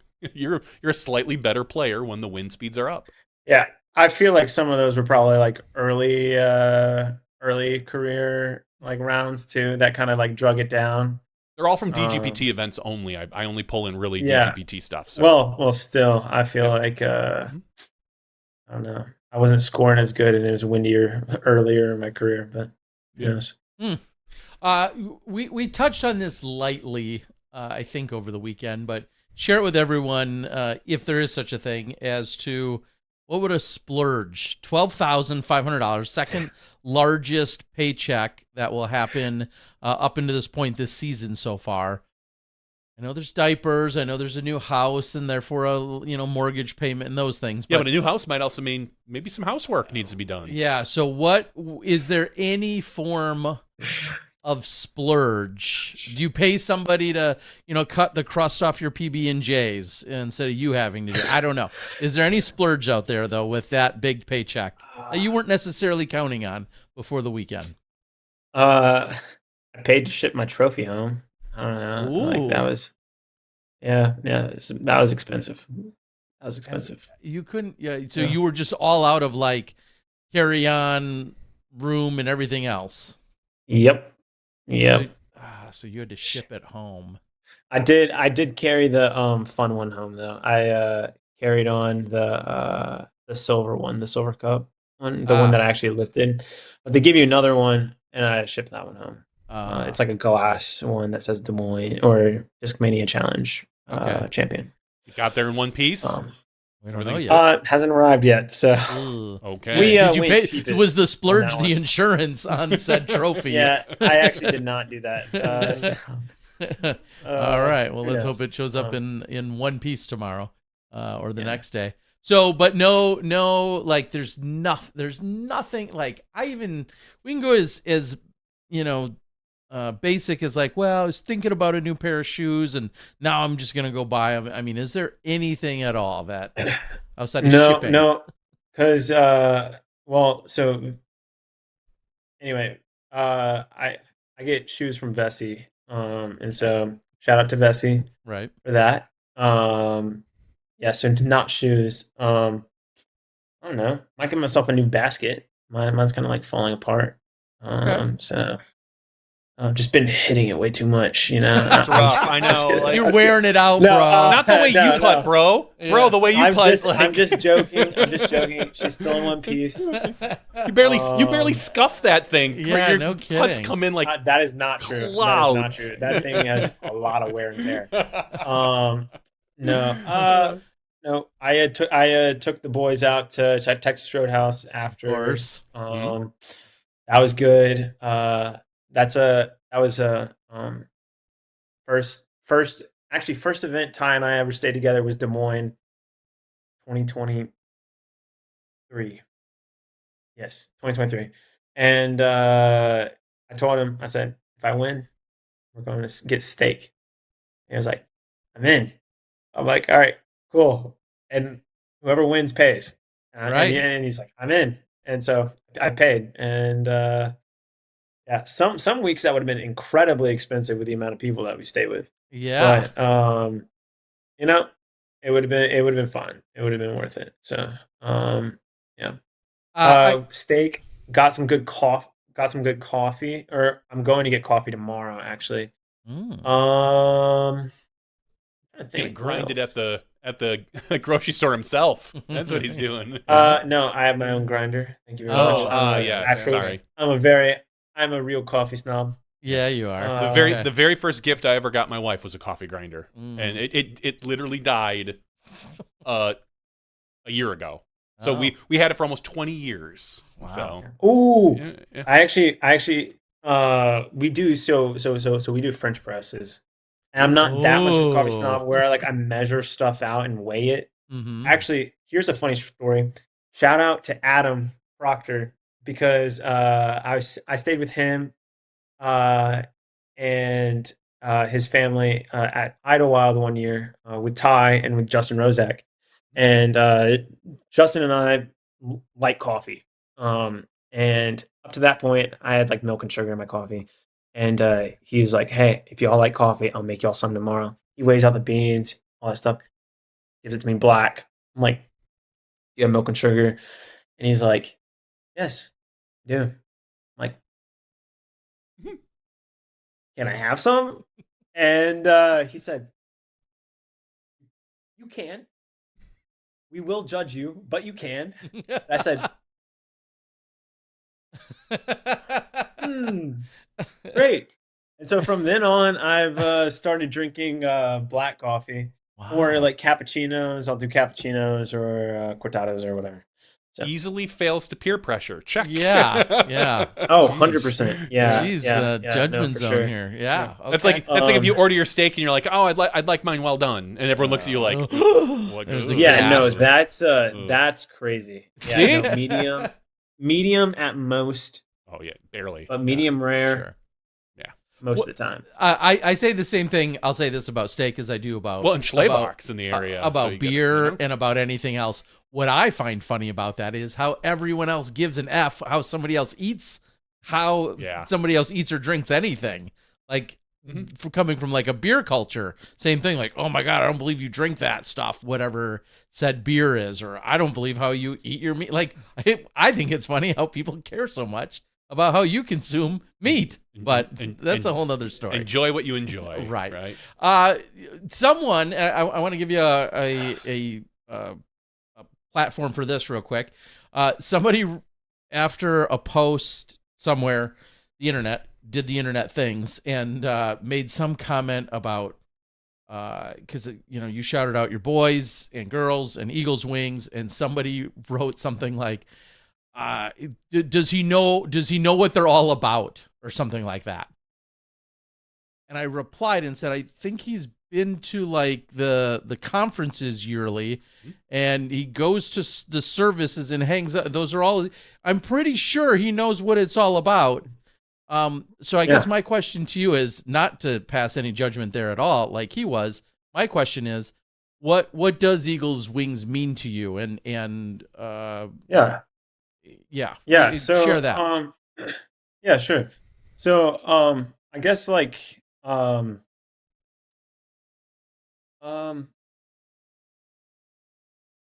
yeah, Eagles wings. So to me, Eagles wings is a place for anyone. And I know that comes as a shock to a lot of people. I get it. I get it.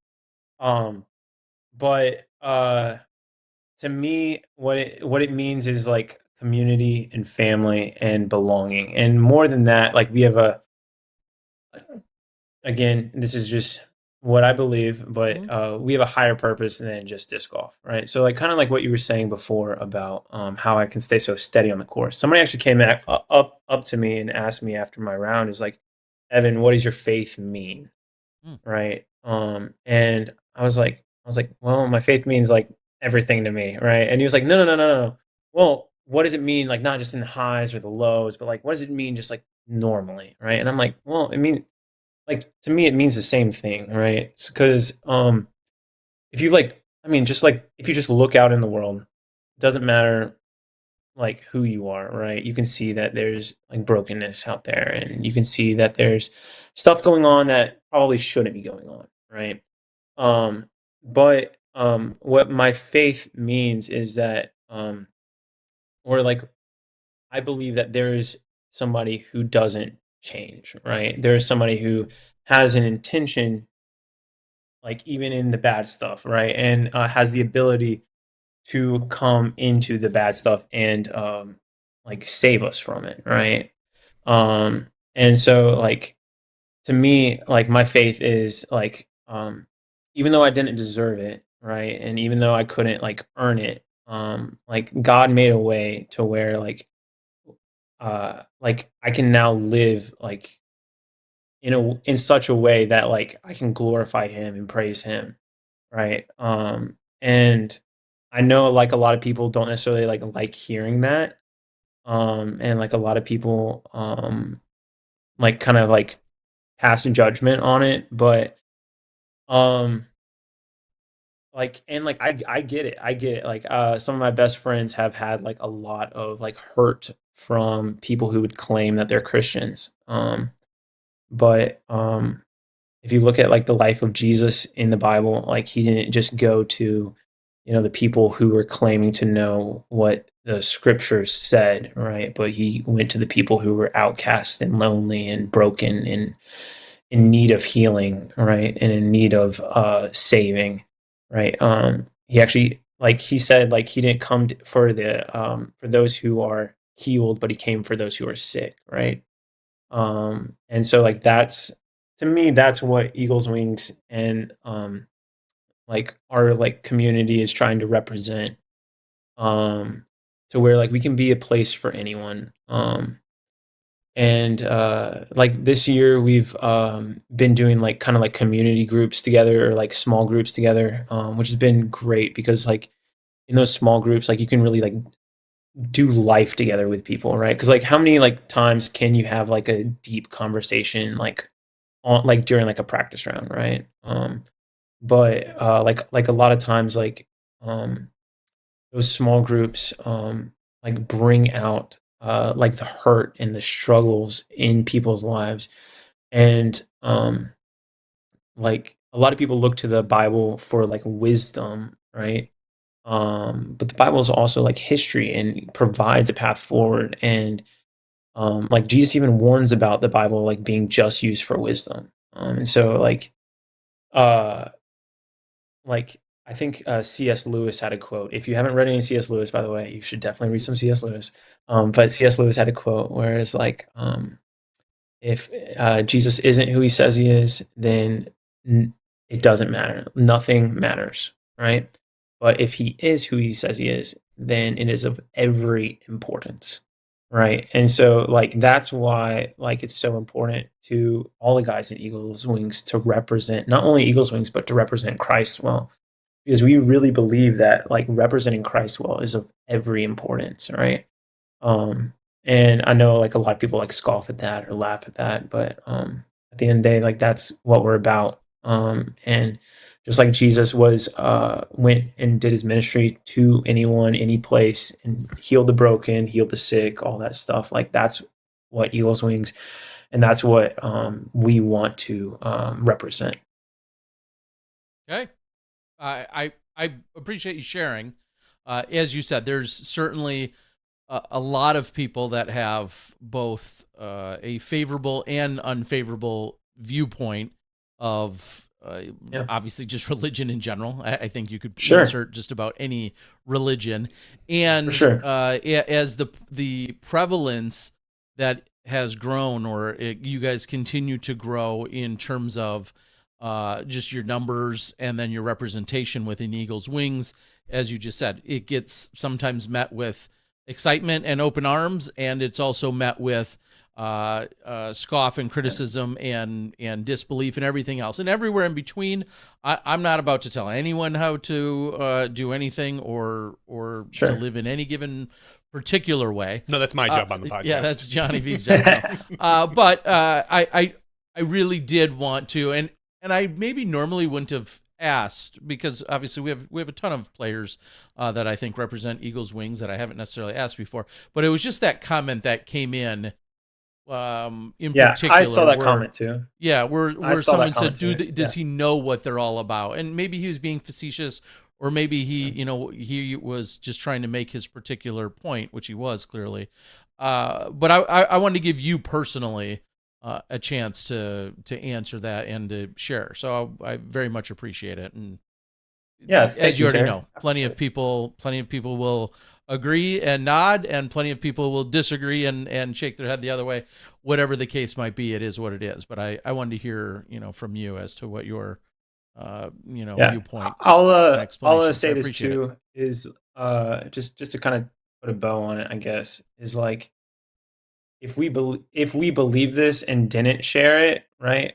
What would that say about that what we believed, right? Sure. Um, and so like that's kind of like why we talk about it, right? And like that's why like a lot of the guys talk about it in their posts, like even if they don't win. Mhm. Like if you actually read a lot of like the posts from like the guys at Eagles Wings, like that's kind of it's the same no matter if they win or if they lose. And like I feel like that's kind of like at the end of the day, like that's like that's going to be the most important thing.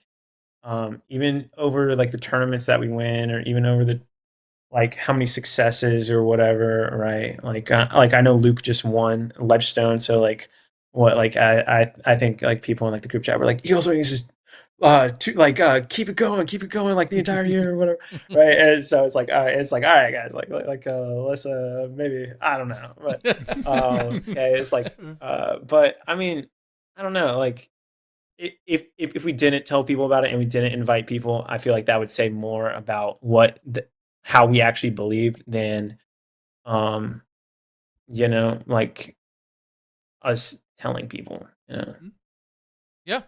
No, well, I certainly appreciate it. Again, some people will be on board, some people won't, whatever the case might be. But I look forward to the YouTube comments today. Yeah, for sure. Right. For sure. Right. Yeah. I'm just engagement farming, as the kids say. Yeah, that's it. No. Man, talk about clips, Terry. Yeah, right. Oh, that's right. Thank you so much. That's what we do. We just set you up for clips. Right.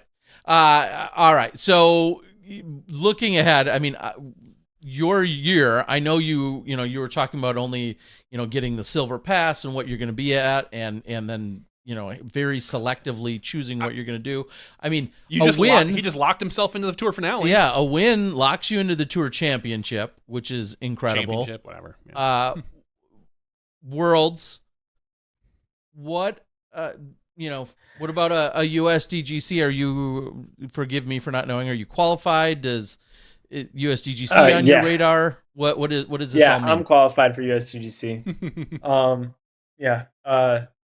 Excuse me. Oh, sorry. Yeah, no, it's definitely on my radar. Okay. Yeah. Any other events, or is this going to be a? Yeah. No, I'll be at GMC and I'll probably play MVP. Okay. We'll have to see. We'll have to see about MVP, but I'm probably playing MVP. Okay. But my wife and baby will be at GMC with my Awesome. parents. They're coming up for the week. Oh, that's nice. So that'll be a blast. They'll be on vacation and I'll be working. So. Right.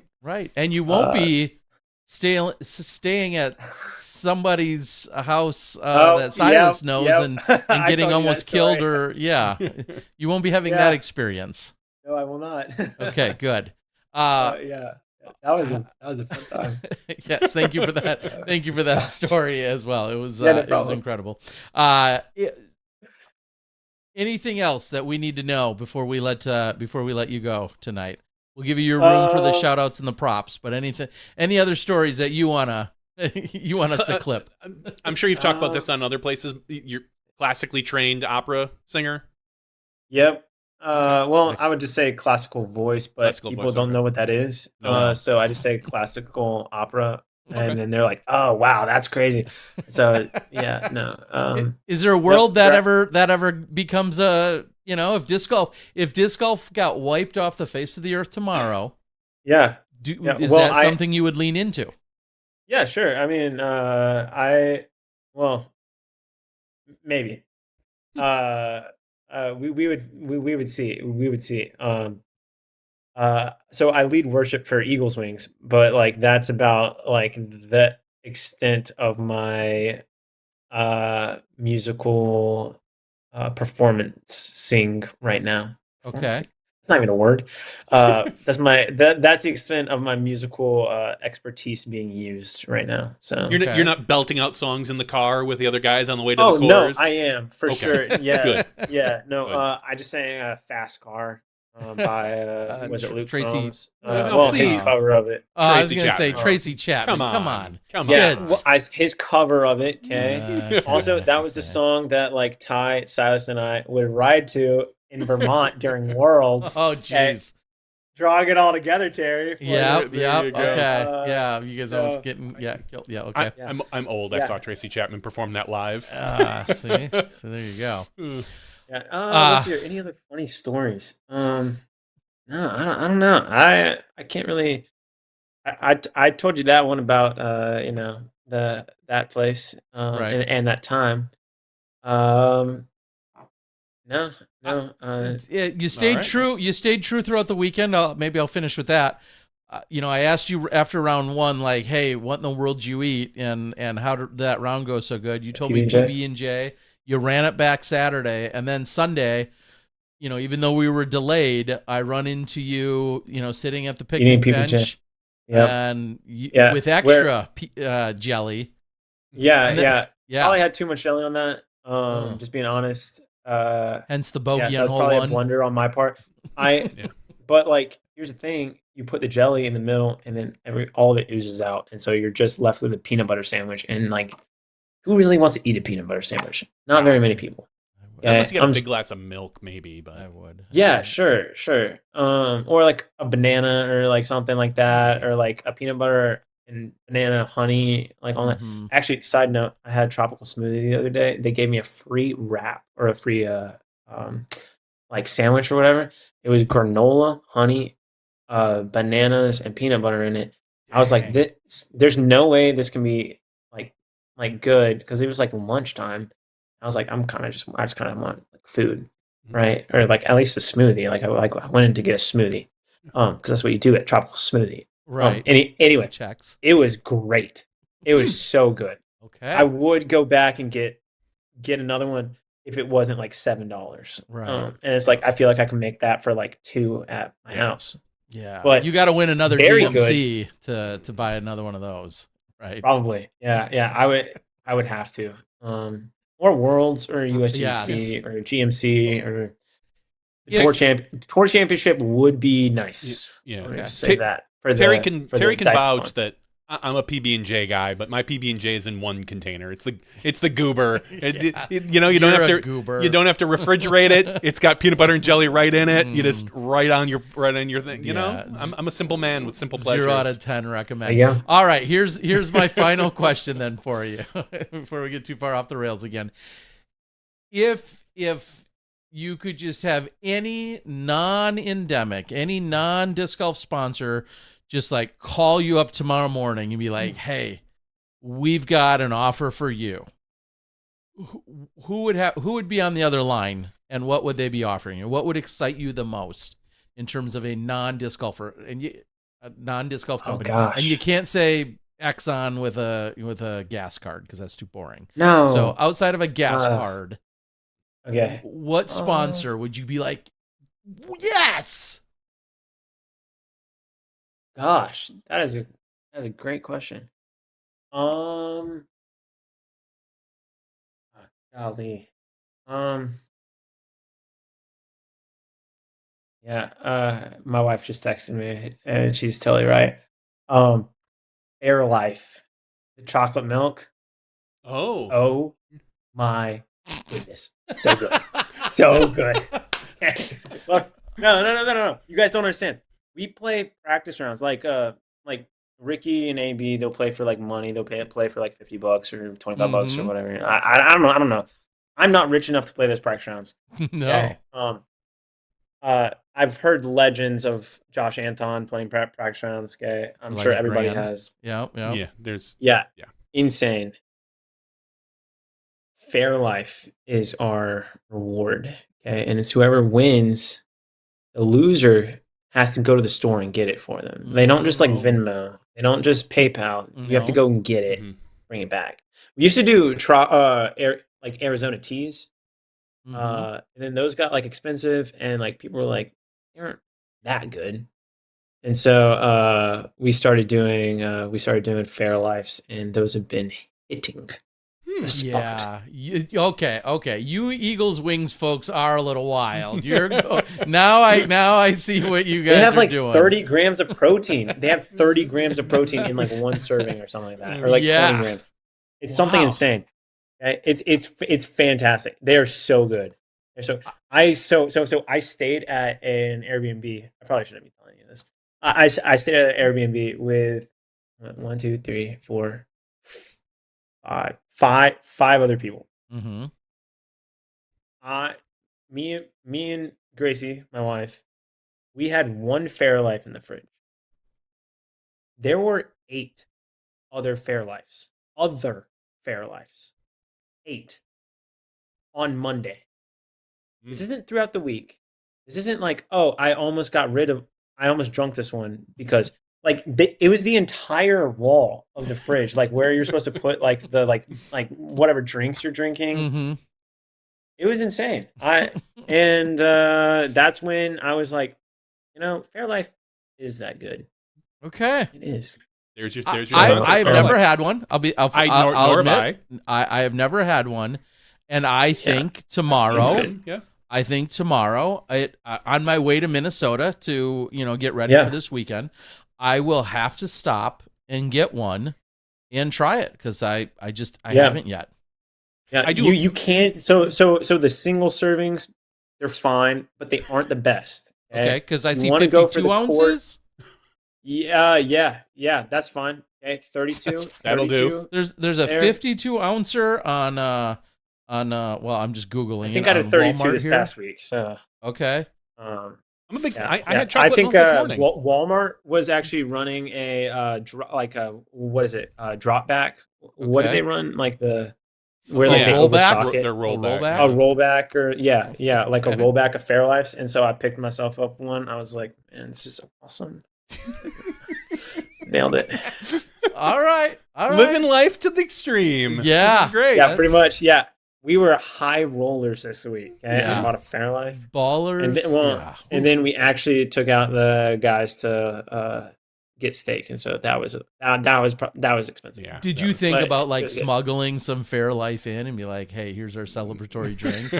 No. See, I'm from the South, at least. So this is how I phrase it, okay? Because people are like, "You're from North Carolina." North is in the name, right? No, Virginia has pockets of South. Okay, Virginia has pockets of South. North Carolina has pockets of North, but it's mostly South. Okay, and then below is Southern, except when you get down to Florida, and then it's like some North. Move down, and like they're like, what are grits? What are like Cajun food? Right? It's like this seems interesting. It's like that's crazy. Anyway, so I'm from the South, and so I wanted sweet tea with my steak. And they did not. They had sweet tea, but it was like you put Splenda in it. That's not how you make sweet tea. No, you make it with a lot of sugar. And when you think you put enough sugar in, you put more. And that's how you know you're from the South. Okay. All right. So yeah, the celebratory sweet tea is as opposed to the Fairlife. Well, good to know that Fairlife, excuse me, is. Yeah, I'm gonna have to seek it out. Well, and it's the chocolate milk. It's not the normal just. It's the chocolate Fairlife products. What are their other products? Now I want to know. I bet you they got strawberry milk. Yeah. They got other flavors. Is it healthy? But their main thing is chocolate milk. Yeah, and there's a reason it's their main thing. Let me tell you, it is. Okay. I'm gonna have to try it because I love chocolate milk. It's owned by Coca-Cola Company. Okay, I'll do a deep. There's a lot of protein in it. That's a little later. Saying. Yeah, and it's also saying, not that they're paying us for this plug. This is not an ad, but it could be Fairlife. It provides a stronger nutritional profile than regular milk by offering 50% more protein, 13 grams per serving, and 30% more calcium and 50% less sugar. 6 grams per serving, while remaining completely lactose free. Lactose free, then. Anyway, hey, I don't care. It's great, and you have 3 servings of that sucker, and you're up 39 grams of protein. Okay, right. Boom, math. Okay, yeah. All right. Well, you've sold me. Tomorrow, I will. If not tomorrow, it'll be this weekend. On my road trip. I mean, it gives me something else to look forward to. All right, with that, give us any other shout-outs or plugs or where people can follow you. I know they can book lessons on your site, but on Instagram, blah, blah, blah. Give us all of that again, Evan. Yeah. So follow me on Instagram, Facebook. I have lessons available. I'm starting to do, Friday. in person. I'm starting to do virtual lessons, so reach out to me, direct message me if you're interested. Those are 30-minute lessons, though, not full hour lessons. Um, and you can find discs to support me at yeetstreetdiscs.com, at evansmithdiscgolf.com. And my Victory Edition Forces will be coming out on discraft.com, or should be coming out at your local retail shop, or they'll have the ability to purchase them, and you should tell them to do so. So yeah, I heard the Forces will basically they'll hit basket every single time. So pretty much, that's what I heard too. Nobody needs a Luke Taylor commemorative, Victory Edition drone. Oh, I mean, they probably get the Force first. No, time out.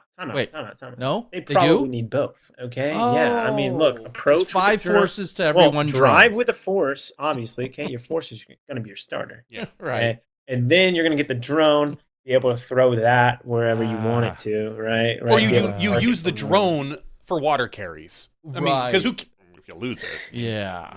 Sure. I mean, you can do what you want when you buy it. So, that's my opinion on that. And yeah, choose your own adventure there. Okay.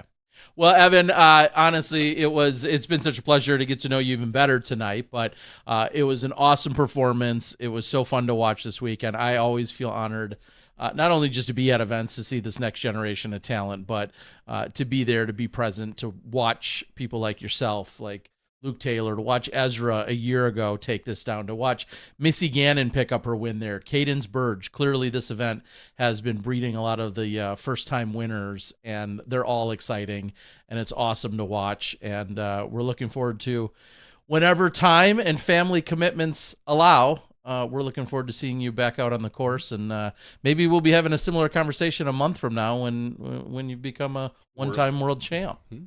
Who knows? That'd be pretty cool. And it's not a month. It's like 4 weeks. Yeah, like 3 weeks. Or 3 weeks. Whatever 3 it weeks. is. Well, we'll get you back. It'll all be a fair life, and everything will be all good. All right, Evan. Yeah.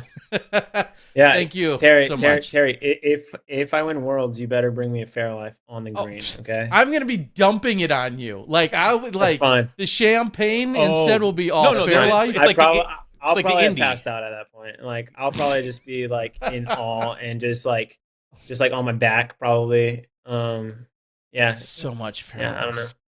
It So feels much weird fair to life. tell another guy I'm going to be dousing him in chocolate milk. But hey, when you're world champ, I do what you say. If this doesn't happen, I'm gonna be so disappointed. Like the final round, if he's anywhere near contention, you better have one with you. I'll be rolling back. I'll get The Walmart the delivery. real question Spark is delivery. like, will it be just like boiling by the end of the round? Oh, it's like warm, yeah. It's like slightly curdled. Yeah. You don't Yeah, know. so maybe don't dump it on me. No, I don't think let's, Fairlife probably doesn't curdle. It doesn't not. have milk It's in not it. lactose. Yeah, it's not lactose. You're fine. Just a little warm. But it's still warm, and that's sounds gonna be gross. interesting. It's gonna be sitting in that hot car too. It's not. Yeah, I'll keep it on ice for you. The Okay, champ, all right, the all right. champ deserves it. Maybe I'll just chug it on the green. Right. You know? Yeah, just like gosh. Got to get my protein up for all the interviews, right? Just like Josh said, don't- just like the I Indy don't really 500. know. That's what I was trying to spit out. They do the milk and Right. I mean, this would be so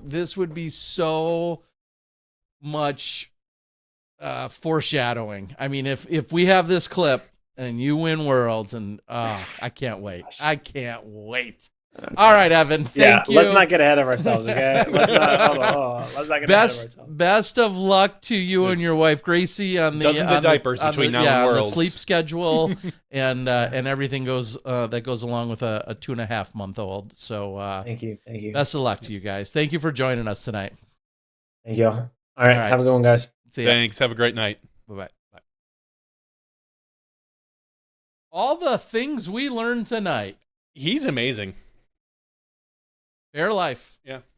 I just did a quick search Okay. because my favorite chocolate milk is Kemp's.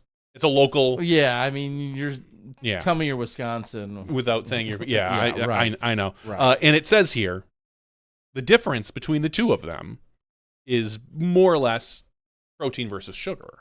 Yeah, that Like makes sense. if you want something that's more nutritional, you go with Fairlife. But It does not contain any milk. It contains a slightly different type of protein. If you want something a little more natural, you go with Kemp's, it says. So, yeah, a little comparison. I love, and I'm not even lying. This morning, I had a large chocolate milk. It goes with my donuts. Because that's what I get. I love chocolate milk. I know donuts. my size may make you think otherwise, but you have you have 500 times more chocolate milk than I do. Oh, more than that. Like, because you probably rarely drink it. Right. I have chocolate milk. I'm going to once every couple of years. Oh, jeez. And you drink I drink the big one. Like, and you have it almost daily. No, not daily. Oh, every other day? No, probably like maybe once a week. At least once a week. About once a week is when I treat myself to like a set of donuts. Because normally what we'll do in the morning is, I think we've said, it's a smoothie. It's frozen berries, banana, some protein powder, some ice cubes. We blend that all up, my wife and I. We split it. We each have a cup. And that's kind of my breakfast. It's the once a week treat that I give myself. Now, to be fair, Terry, I don't blame you for thinking that, because it used to be a lot more. Yeah, you used to. When I lived on the south side and the grocery store was like literally right up the street. Yeah, it was like, I would hit that thing 3 times a week. Yeah, and not quite an everyday occurrence. Not quite, because that would get expensive. More work days than not. Yes, it was more than not. But since we've moved here and we've got this really nice blender, it's been much more. It's been a better breakfast. You still outpace me 500 to 1. Yeah, including probably my donut intake as well. Right. I love I love me some donuts, and that's one of my weaknesses. Like if I see if someone's got like a donuts for me, I can't say no. Wow, it's so funny because I think about even as this weekend. It was Blaine Tompkins, not Tompkins. Wow, Blaine Williams' birthday this weekend. On Thursday, first day of the tournament, or Friday, excuse me. He had cupcakes. Cupcakes are okay. He's one of our main media, one of the main media guys. He had cupcakes. I passed on the cupcakes. And then a couple days later, it was Sunday, and there was a box of donuts. I don't know where those came from. Box of donuts. Somebody asked. I said, no, I'm good. Of all things that I can surprisingly walk past, donuts are one of them. It depends on, to me, I'm picky for donuts, and not picky as in like I have to have high scale, as in you donuts. Pick them all up. Well, that too. I like very basic, plain vanilla. Yeah. I think you were in the car one time when I bought a donut, and I bit into it, and it had like Bavarian cream in it, and which is the only kind of donut to get. No! I rolled down the window, I spit it out, and I think I threw the donut out the window as well because Bavarian. No, I'm a very much vanilla Long John, maybe an apple fritter. You're such a basic bitch. I am a basic bitch when it comes to my donuts. Right. Because there is actually a right up the road there's a fancy donut shop that's going to be opening up in the next couple of weeks, I think, right next to my wife's work, where they do like the really the Captain Crunch donut, like all that kind of crazy crap. I mean, it's okay, yeah, but I'll probably want to just give me a standard vanilla or an apple fritter, or maybe like a cinnamon roll kind of donut. I'm good with that. And then a big thing of chocolate milk to wash it down. Come on. Chocolate milk ain't even bad for you. Right. It's actually really good for you after workouts, they say. Because it and not the working out is the problem. That's the one I'm missing out. If you can only do it after working out, then that's going to be a problem. That's the one I'm missing out on. It's not really bad. Good for you. I mean, there are worse things to have in the mornings, I'm sure. Guess. All right. But anyway, big thanks to Evan for giving us some insight here tonight. Let's quickly rip through the losers. Let's rip through some of the people that Evan has receipts on now. Yeah, that he whooped up on. Second place tie between Gannon Burr, hometown hero, and Austin Turner, the lefty. Fourth place, Sully Tipton, who's so close to winning last week, not close to winning this week. He was 10 strokes back. But one of the hottest rounds. Yeah, exactly. He shot a 12 under that final round, scorching. If he'd have done that 3 rounds, man, we'd have a different conversation this week. But ultimately, Sullivan taking 4th place. 5th place, Paul Kranz, a name we haven't really talked about too much this year, but jumping up into 5th place with a 10 under par final round. So really doing well. 6th place, our winner from last week, Luke Taylor, following it up with a good follow-up weekend in a tie for 6th with Niklas Antala and Evan Walker and Calvin Heimberg and Silas Schultz. So that is your top 10. The other story, other than Evan Smith, was really kind of Evan Walker, that final round. People got to see one of the most unconventional throwers that we have maybe seen in years. Because what we've noticed lately is, and Evan kind of mentioned it, Evan Smith kind of mentioned it himself, like he mimicked himself after Paul McBeth. Sure. We saw so many players do that when Paul was, especially people Evan's age. I don't think that Evan Walker did that ever to anybody. I think he went in, I think he never saw a disc golf throw in his life, picked up a Frisbee and figured out how to throw it, because he does some very strange things. His backhand form, there's just limbs everywhere. His forehand throw is a little bit more conventional. He puts so much of like coil and spin and power into it. I think it was Brian Earhart who had said that that Evan like topped the charts as far as spin from Tech Disc or something. Yep. Just one of the ridiculous type of thing. And the guy can throw it a mile on a line. And then there's his putt, which is just the most unusual. He's got we'll call it wrong, but the opposite foot forward that everybody else does. If you're a right-handed putter, you put all your weight on your right foot and you push off, and that gives you a lot of power.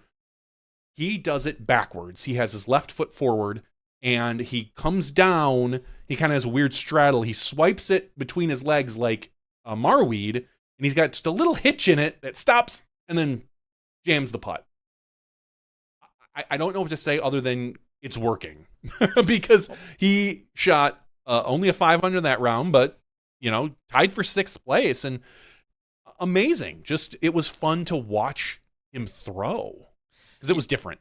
Yes, it is. And at the end of the day, we all know, yes, there are general principles usually for good form, but there's a lot of different ways to make a lot of different things happen. So, very cool. And certainly gave us yet something else to talk about throughout the weekend because it is so just unique. Good for him. All right. And then other quick news that we'll shoot through is the fact that we saw an announcement come in from the Disc Golf Pro Tour today, which was really, I do feel like kind of came out of, I'm not surprised by the actual announcement. I just think it just kind of appeared, though, out of nowhere. We see that there is a 3-year deal inked for at least 3 events to come out of the Ledgestone camp over these next couple of years.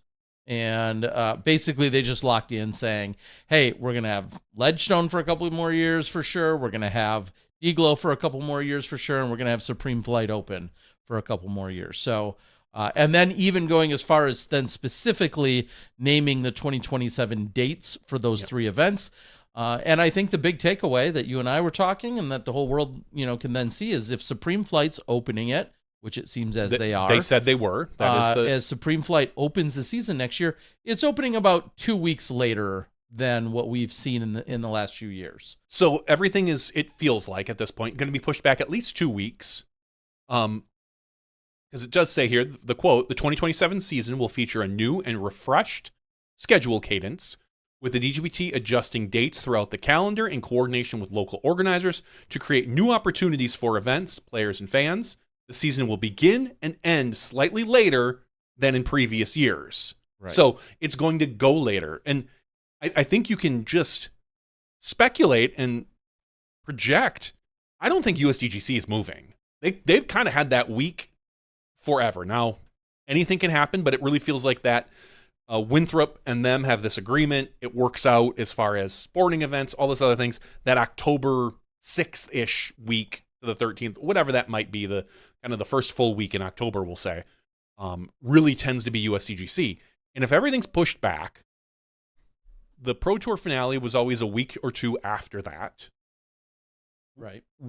If we're going 2 more weeks now, just say, play pretend, not only are we running into daylight issues, possibly, but there's going to be something after USDGC.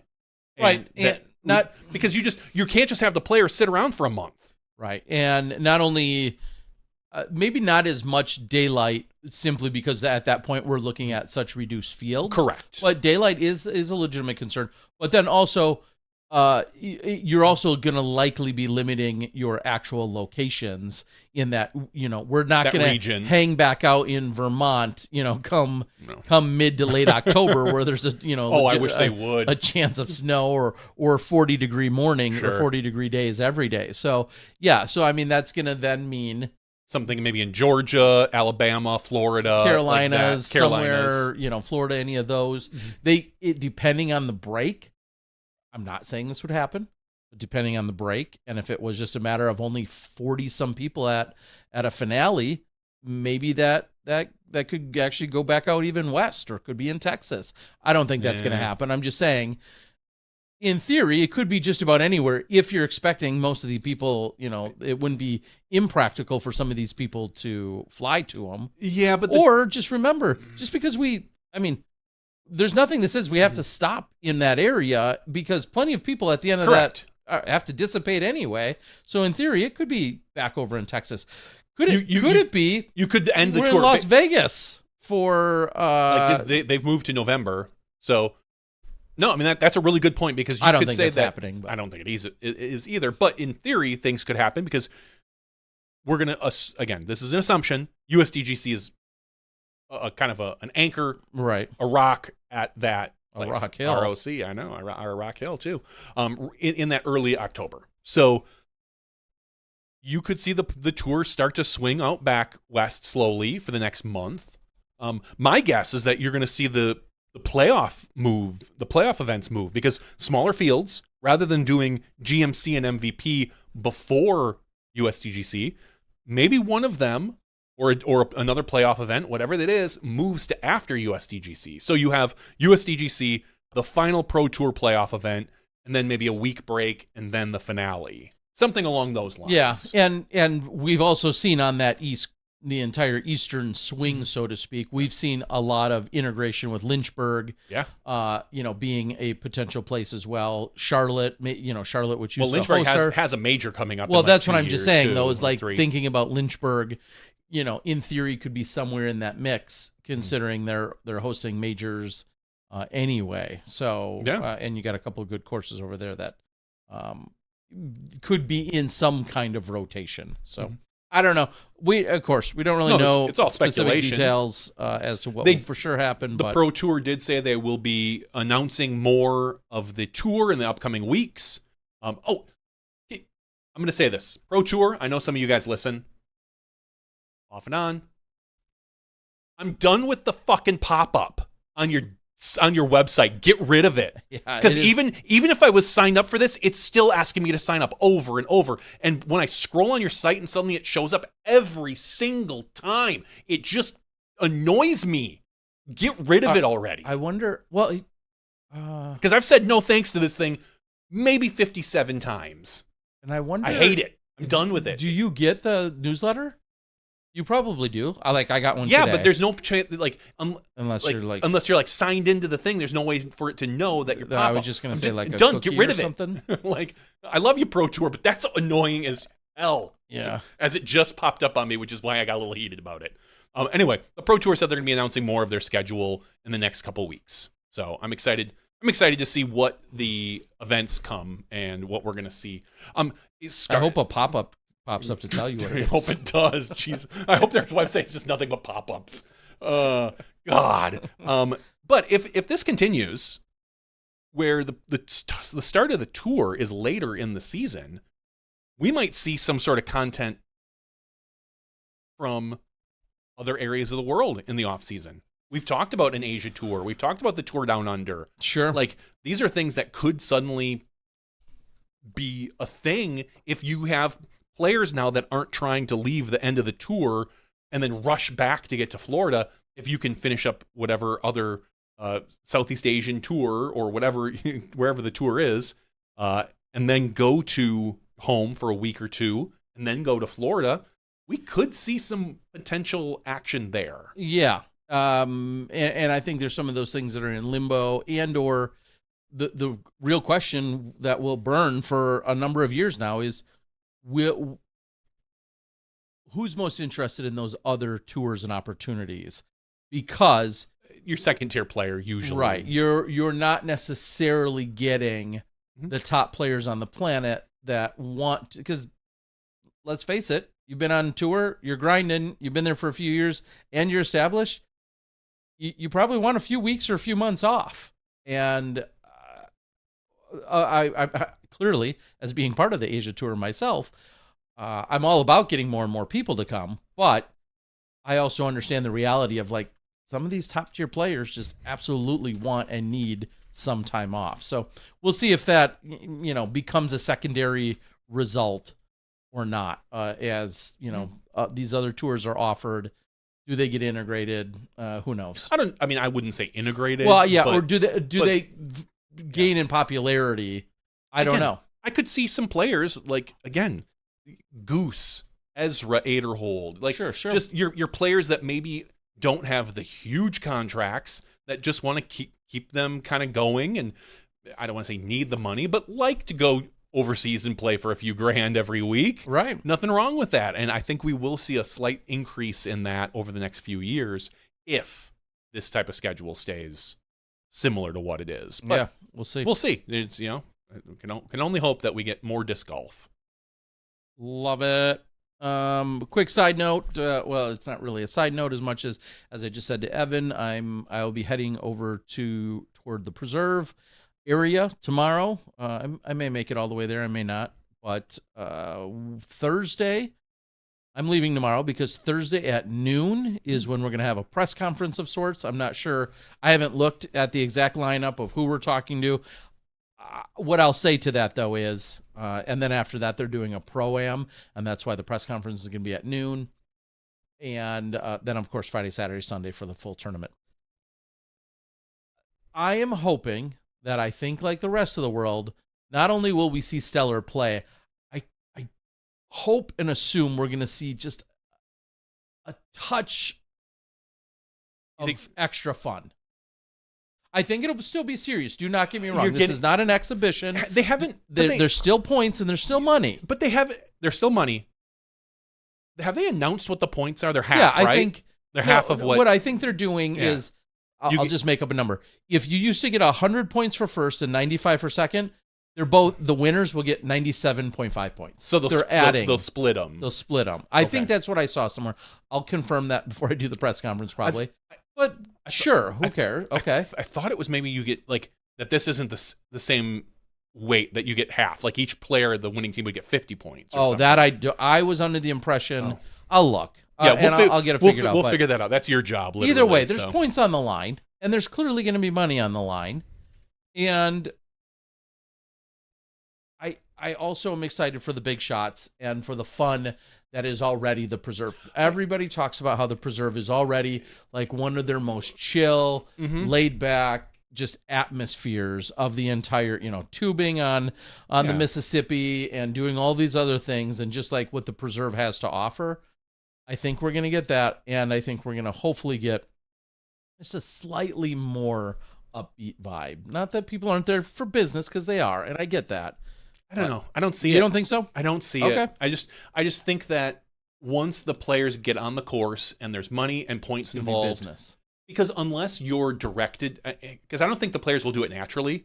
So the only way to kind of get that engagement would be to have someone like who's on course, maybe instigate, so to speak, be kind of like the way the creator event went, where you walk up to someone like, oh, hey, Silas.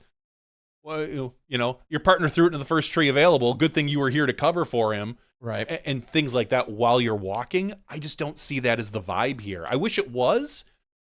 I just don't see that. If it's all business, like, I'm also good with that. I'm not going to try and twist it into anything that it's not. Oh, you should. I wouldn't be surprised if it is a little looser, but maybe it won't be. Yeah. Let's quickly backtrack then over to a quick conversation about the Creators Challenge version 2. Any takeaways that you had watching from afar versus me being on site? Funny thing is, I watched some of it. I watched like the first 4, 5, 6 holes, and then I kind of had to go do some other things, got distracted, and then I came back, and apparently, was it Broderick hit like a huge 90-footer? No, Bedanza. Spoilers, sorry. Folks. Yeah, whatever. It was live. Whatever. Bedanza hit it like a huge 90-footer to get him into a playoff. Right. And so I watched that in replay. Mm-hmm. And, I mean, it was all right. It was fun enough. I did enjoy the dual hosts. Right. Okay. You know, on the course, I thought that was a lot of fun. Jursic from a six-sided disc. So I did enjoy that. I thought he did a great job for being the very first time doing it. I was impressed. And in general, it was a fine vibe. Like, it doesn't interest me nearly as much because I don't consume a lot of other creators. I consume, again, my creators I tend to consume are like Simon, Alden, a little bit of Gannon, and Silas. Sure. Like, those I think have the best YouTube. Mm-hmm. The style that you like. The style that I like the most. Like that. Yeah, you don't need to watch a course preview video because either you know the course and I mean, to be fair, I do actually. If I do watch the Ezra and Goose ones on occasion, if I can't remember or if the course has a lot of changes. Sure. If I hear like, oh, there's 6 new holes, I'm like, oh, cool. I tend to watch the Ezra and Goose one because I think they've got a good vibe and they talk about the course. They quote unquote break it down maybe a little bit and just discuss it a little bit more. So I don't want to shortchange them. I do consume them for course changes. But in general, no offense to them, but I'm not watching Bonanza. I'm not watching Jay Milley. I'm not watching, Broderick. That's not my style. It's nothing that. Well, you're an unk. I'm an unk. I'm an old guy. I'm Gen X, Right. So it's just not my thing. But I mean, for those that do, and yeah, I mean, I'm in that same boat in that there's no shame in that. Like certain styles of creators, although they may be great and are great, it just may not be a thing that you're into. I'm glad they're out there because people are clearly consuming them and they're promoting disc golf in a positive way, which I love. Well, and isn't it crazy that is he the second largest YouTube creator, which I did not even know this going into it, is Wit from the RIP or from Rip Disc Golf. RIP, I guess he just goes by Rip Disc Golf. The guy that walks up to you, says, how far can you throw? You tell him a number, and then you either throw it or you don't, and then he gives you a disc out of the bag. Like, and I'm not trying to oversimplify his channel, but that's all I've ever seen from him, and that guy has 500,000 subscribers. Like, that's awesome. That's insane. He's only second to Joe Mitz. Oh, seriously? I'd never heard of the guy. Yeah, isn't that crazy? So it's like, to me personally, as much as that's super unique and fun content, and the guy himself is like almost rated 1,000. It's just something like that doesn't necessarily appeal to everybody. And it's why I've seen him in my algorithm. Then seen it pop up. I enjoy them. I'm not like, anxiously waiting for them to show up every day. I enjoy them, but to then learn that he's got I think I looked and he had 489 or 498,000 subscribers is insane. That's great. He's the second largest YouTube channel in disc golf, only to Joe Mitz, who obviously is completely different style of content. Yeah, it's not in every possible way. So, it's wild, and it was a lot of fun. It's cool. I think we had a really good time with it. The only behind the scenes that I would share that I'll gladly also, that's maybe obvious to production, maybe not. Greg and I couldn't hear each other. That makes things a little difficult. So, and the producers were great. They would say, hey, go over by Broderick and talk to him for a second. And I'm talking to him, and then the producer may say something like, okay, Terry, last question, or wrap up your thought. And then we're going to go over to Greg, and Greg, you're going to catch up with Taylor Chosek or whatever. He might be on the other side of the fairway. And then when he would start, they'd bring down my mic, and then Greg would start talking and interacting with Taylor. If we weren't physically near each other, so I had no idea what Greg was saying or talking about, and he had no idea what I was talking about. Okay. So if we can just figure out that like minor detail, I'm sure. From a technology standpoint, I just think things could be even better. But I didn't go back and watch it. I couldn't tell the first. Again, I watched the first 4 or 5 holes. I couldn't tell that there was no communication between the two of you. In my head, I assumed there was a producer kind of like, all right, like usual. All right, we're gonna go to Greg. We're gonna go to Terry. Yeah, I didn't realize you guys couldn't hear each other. Yeah. I mean, so he was directing traffic, which is exactly what they're supposed to do. Okay. And it clearly, in this case, wasn't as crucial that we knew what each other was saying, but it would be nice to either carry on a thought or Play off of ask it. a question or play off of it. But other than that, yeah, maybe walkie-talkie. Yeah, we don't need to. It wouldn't work in that necessarily in that case, but yeah. You guys are looking for it. It's I think it's literally just RIP Disc Golf. It's with Wit. Yeah, he's not a great golfer, is he? I think. No, he is. Oh, is he? And excuse me. Oh, maybe I was thinking somebody else. No, he's like almost 1,000 rated. Oh, yeah, I'm definitely thinking of somebody else. 419,000. Excuse me, subs. I was saying 489. That's great. But 419 still makes him the second largest. Pull him up again once I want to see this YouTube page. Hold on, let me just. I just put it in the chat. It's in the chat, as the kids would say. Yeah. he has the typical YouTube thumbnails. As someone who was joking how ours are so Gen X, it's a picture of a person, usually a funny face, big white and yellow letters. Like that is the YouTube algorithm these days. And I think even if you do, YouTube now lets you do like AI thumbnails. Yeah, they let you do those, and that's what a lot of them do, because that seems to be the trend right now. Is and shorts. I feel like shorts are his bread and butter. That's awesome. Specifically, yeah. I mean, he's got a YouTube short that's got 676,000 views. Boom! Like, his one with Sarah Wadsworth from New Zealand has 866,000 views. She was a great interview this week. Oh my god! By the way, is she not the greatest? She's pretty awesome. Not gonna lie. Yeah, I mean, it was. She's just awesome. Yep. I'm trying to see when they filmed this one, if that was from how recent that was. Anyway, yeah, super cool. It was fun. It sounds like there was some debate or argument. I don't know any of the details about any of the other creators that were invited or not. All I'm going to say to that is, no matter who you have or no matter who you don't have, somebody in some camp is going to be up in arms. Like me. How come I wasn't invited? Right. And I'm not necessarily dismissing it. I'm just saying you're never going to have all guests that everyone's like, heck yeah, because somebody's always going to feel or look or appear to be left out.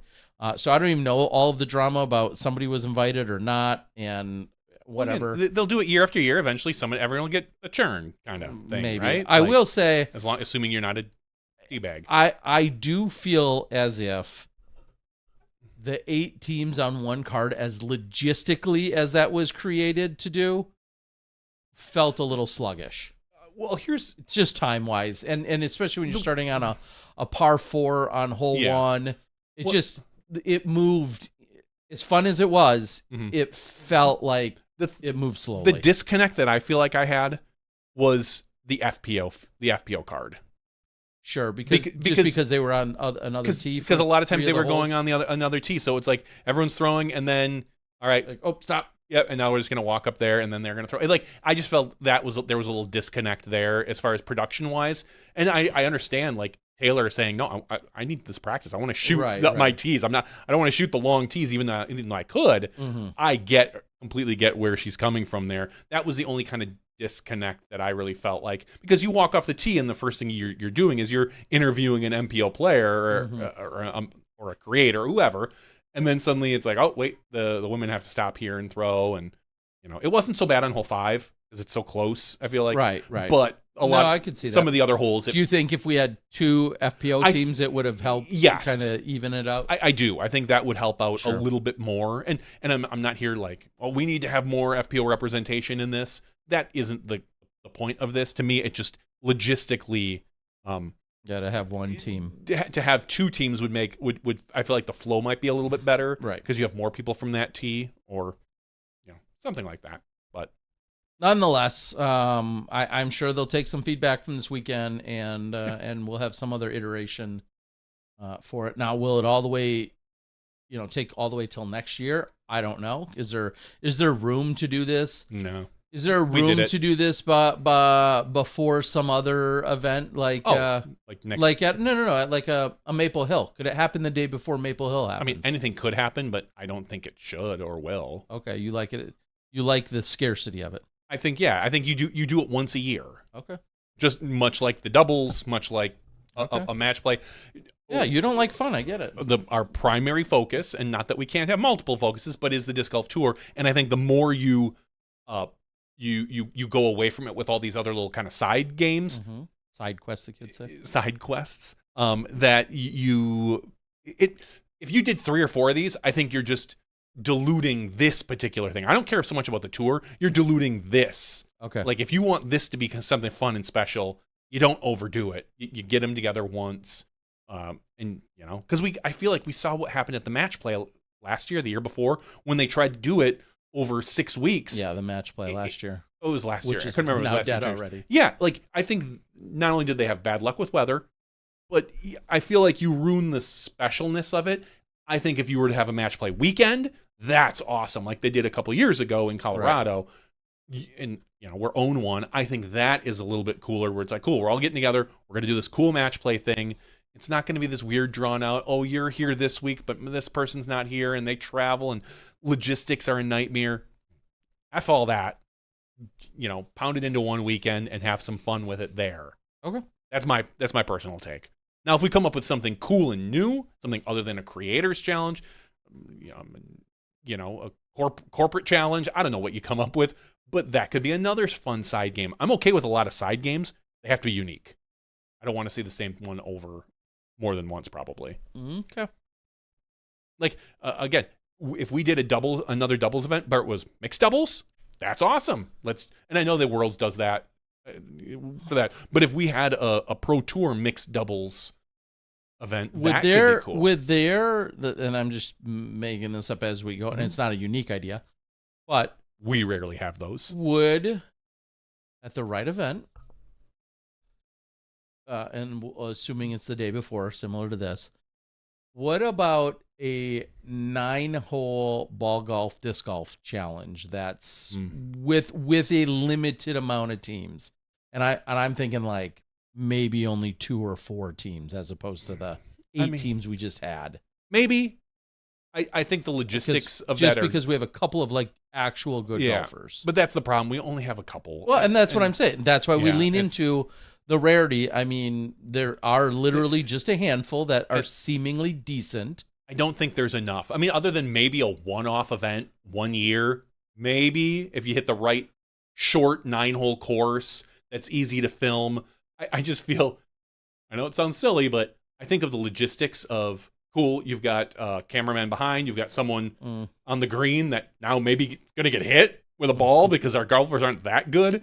We don't have the technology to cover golf very well without it maybe being a little dangerous, I'm trying to think.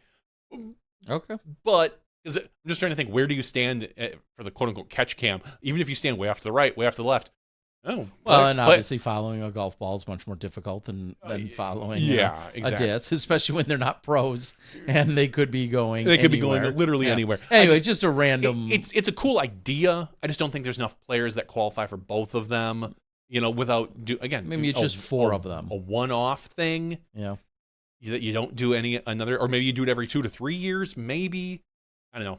I mean, it's definitely one way you get Brad Hammock involved, which everybody wants. If he's a fan favorite out there. He is. So you could bring his golfing skill set into it, and he'd probably be an interesting equalizer, being a good golfer, and then not quite Pro Tour caliber disc golfer, but anyway.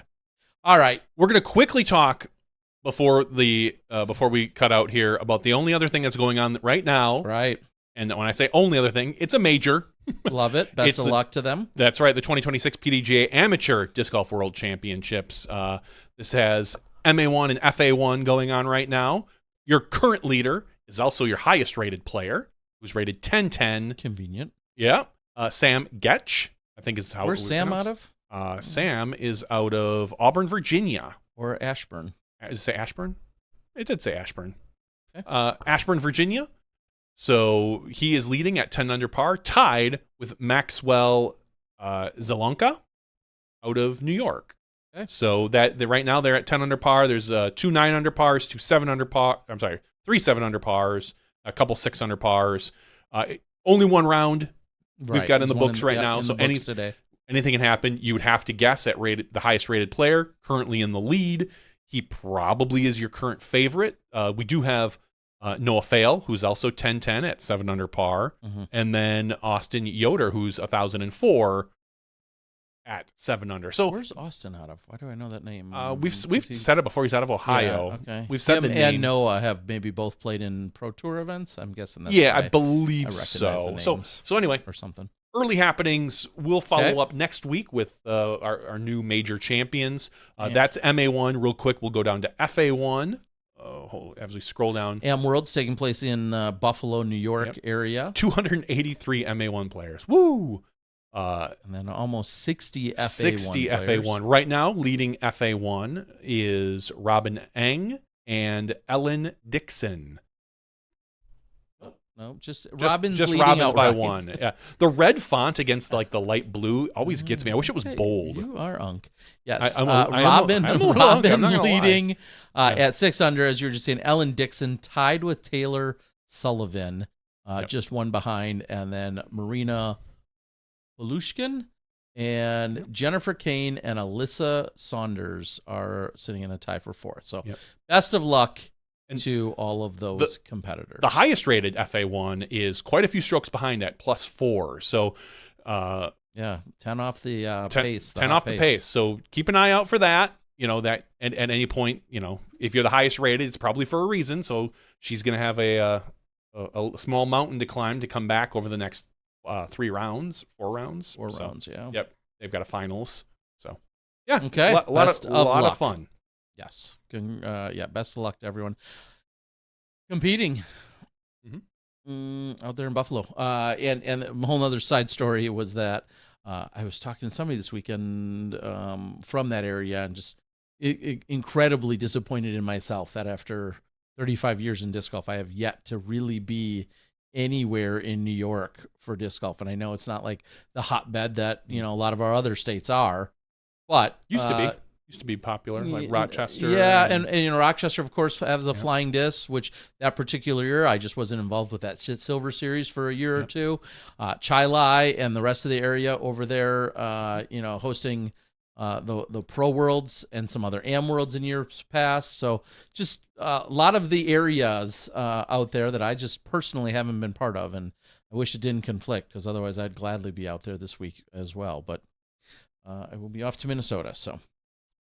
Anyway, all right, let's wrap it up. I think that's about it for our regular show. We'll have a semi-quick after show. I've got a daughter to pick up along with all her friends at Spider-Man, so I got to make sure I'm out of here at a reasonable time tonight to retrieve them from the movie theater. So we want to thank Evan for joining us tonight. So great to get to know him better, as I said, and to talk to him. Also, congrats again to Ella Hansen. It has been, as she said, it has been a minute since she's picked up her Pro Tour victory, and the same was going to be said of her next closest competitor in Kat. So in Kat Merch. So it was great to see that battle between the two of them. Kat Merch, I'll say it to her as well, such a gracious and kind soul in having a conversation with me shortly after that heartbreak that she had, or that letdown that she had of not able to secure the victory. As you can imagine, the least desirable interview of the week to get or to give is the runner-up interview, or the person that maybe lost the lead, and then the production says, hey, we want to talk to them. And everyone has been so incredibly gracious with me. I can't imagine being in that position. And I know they're professionals, but when Sullivan Tipton came off the course last week at Ledgestone, and when Kat Merch came off the course this week, I'm sure the last thing they really wanted to do was talk about it. But Talk about how they lost. I do appreciate them for that specifically, so I wanted to get that in there. But all right, thank you for joining us. Evan Smith was great. Make sure you check out his website, support him, buy some of the Victory Line discs that Discraft just announced today they're coming out with.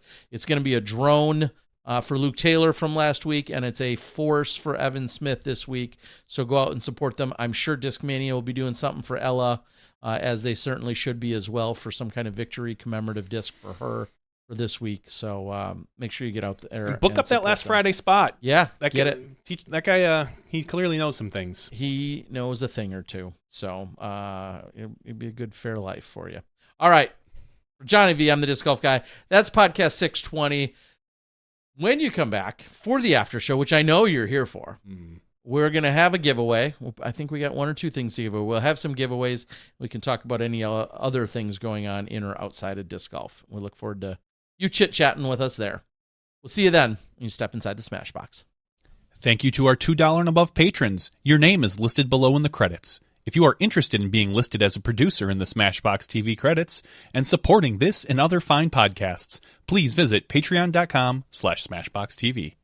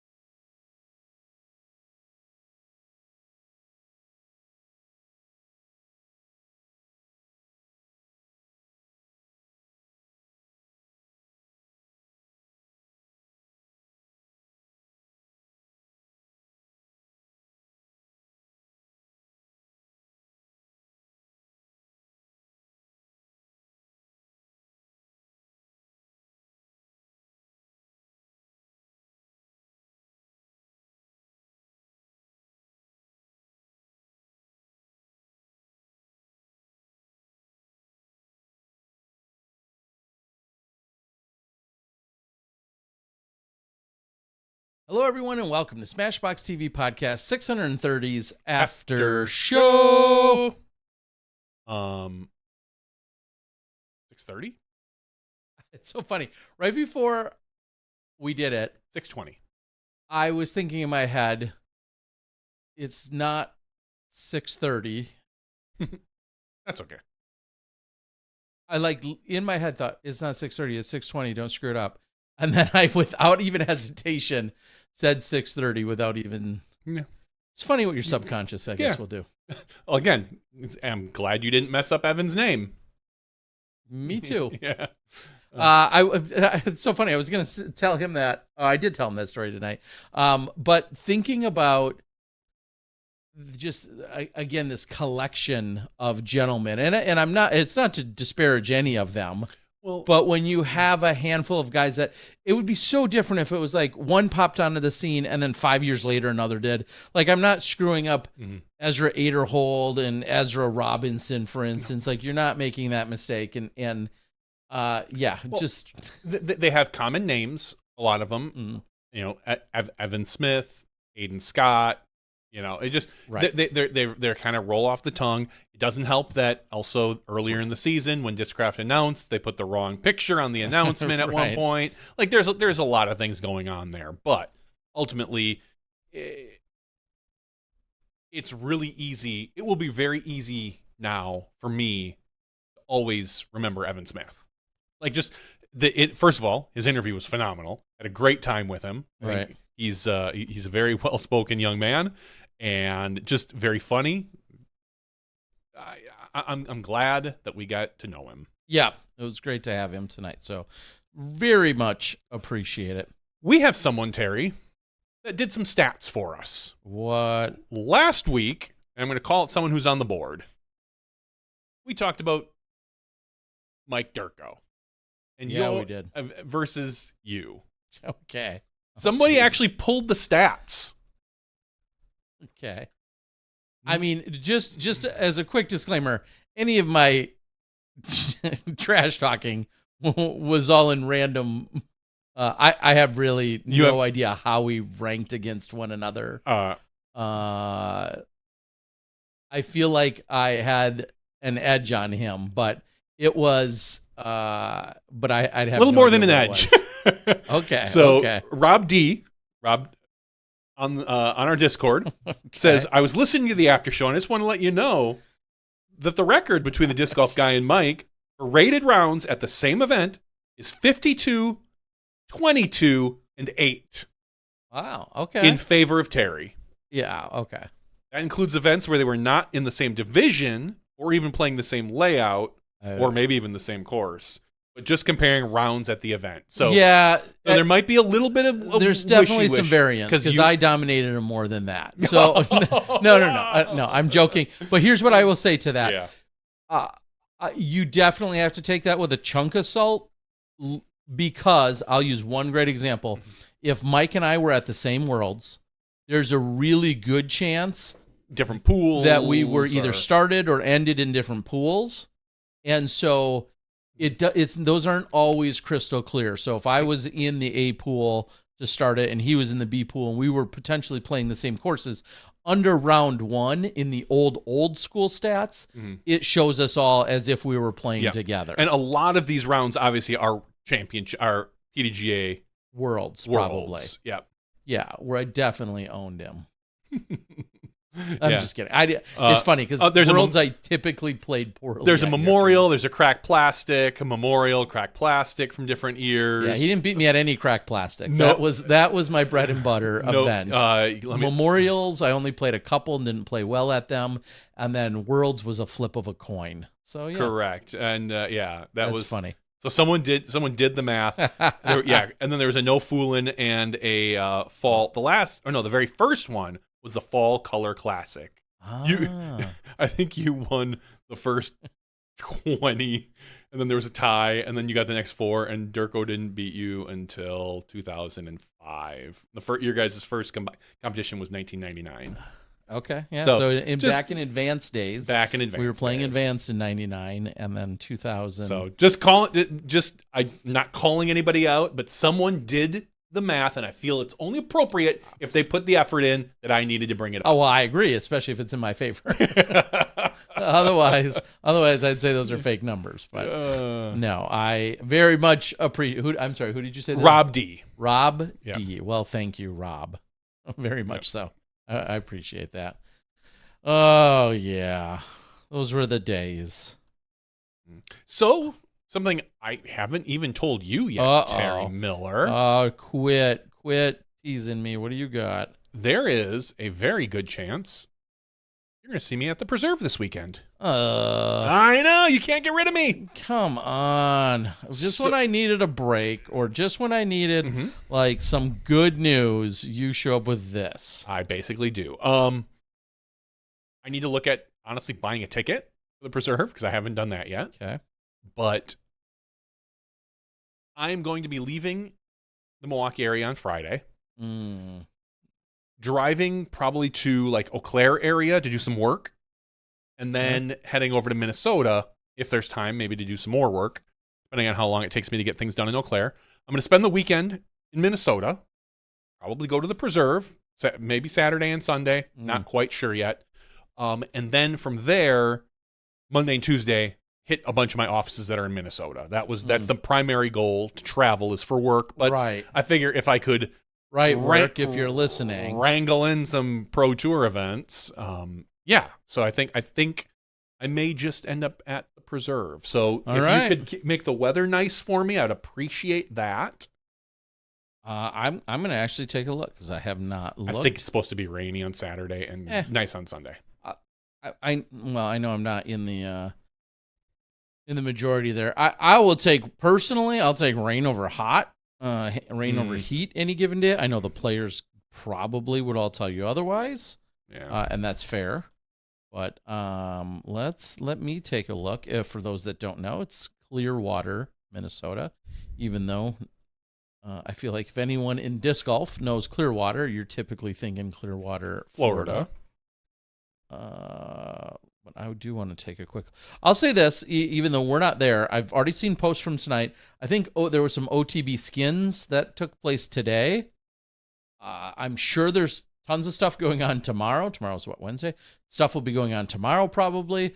Thursday, there's play with the Pro-Am, where you can sign up to go play with particular pros through the Disc Golf Pro Tour. So certainly lots of opportunities and interactions over there in Minnesota this week. So that's awesome. Should be a good time. And if this internet thingy would work, man, if I could just get a pop-up box somewhere to help me out. Don't even get me started. Oh my God, it annoys me so much. Yeah, it's kind of funny because it was just a few days ago I was on that site And the same thing kept happening to me. And I'm like, yeah, okay, I've had enough of this. Yeah. Like I was thinking the same there's thing. There's gotta be a better way, Billy Mays style. Just there are other ways to have things rather than a full screen pop-up over the article I'm reading because I happen to scroll down far enough. It makes you notice it. I don't care if I notice it. It annoys people more than anything else. For sure. Like, find a better way. Just, ugh. Frustrated. I hate pop-ups. I hate them. But anyway, But you like Pop-Tarts. not really. No. You did for a while. I like the cinnamon sugar ones, the cinnamon brown sugar okay. ones. Those are ones that are okay. They're a little bit dry, but like Those if you are the have healthier them ones. with some chocolate milk, maybe and or maybe some Fairlife. Mhm. But I don't mind them. I can't think of the last time. Maybe the last time I had one 5, 6, 7 years ago. Really? Yeah. I feel okay. Yeah, I think They were- maybe our friend Steve Held was more about those as his primary breakfast on the tour. Oh, yeah. I mean, they were always a good staple to take with us when we traveled, similar to the Goober, because they don't need to be refrigerated. You can just grab one and eat it. It's not the worst thing in the world. It's not great for you, but it's. I think they are officially the worst thing in the world. Nah, I bet you there's worse. No, but no. But that convenient foods are always yes. we're always A easy. quick look ahead, and I put very little stock in any of this ever.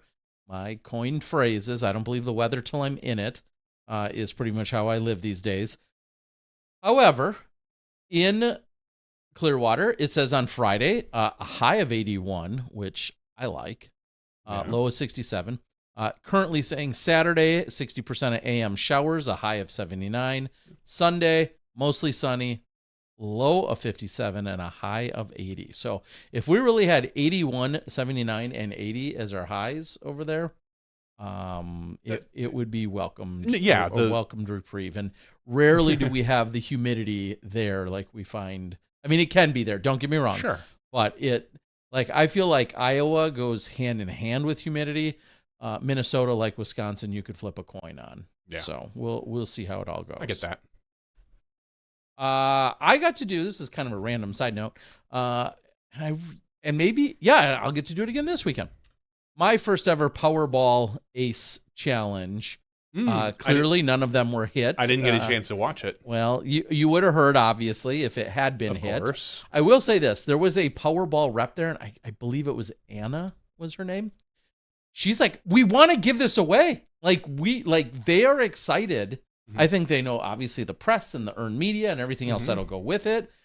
It does reset to $5,000 if it gets hit at some point, and then there'll be a new one the next week for $5,000. And she was excited, and she was like yelling at these people, I want to see you run. I want these things to be like buzzing and going after the basket. Yeah. Like, how far was the throw? About 150? No, I think it was down to 137 this week. Okay. So that's about where it should be, I feel like. If you want to give people a much better chance.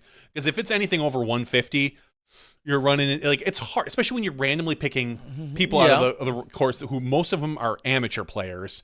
Like, that's... I heard.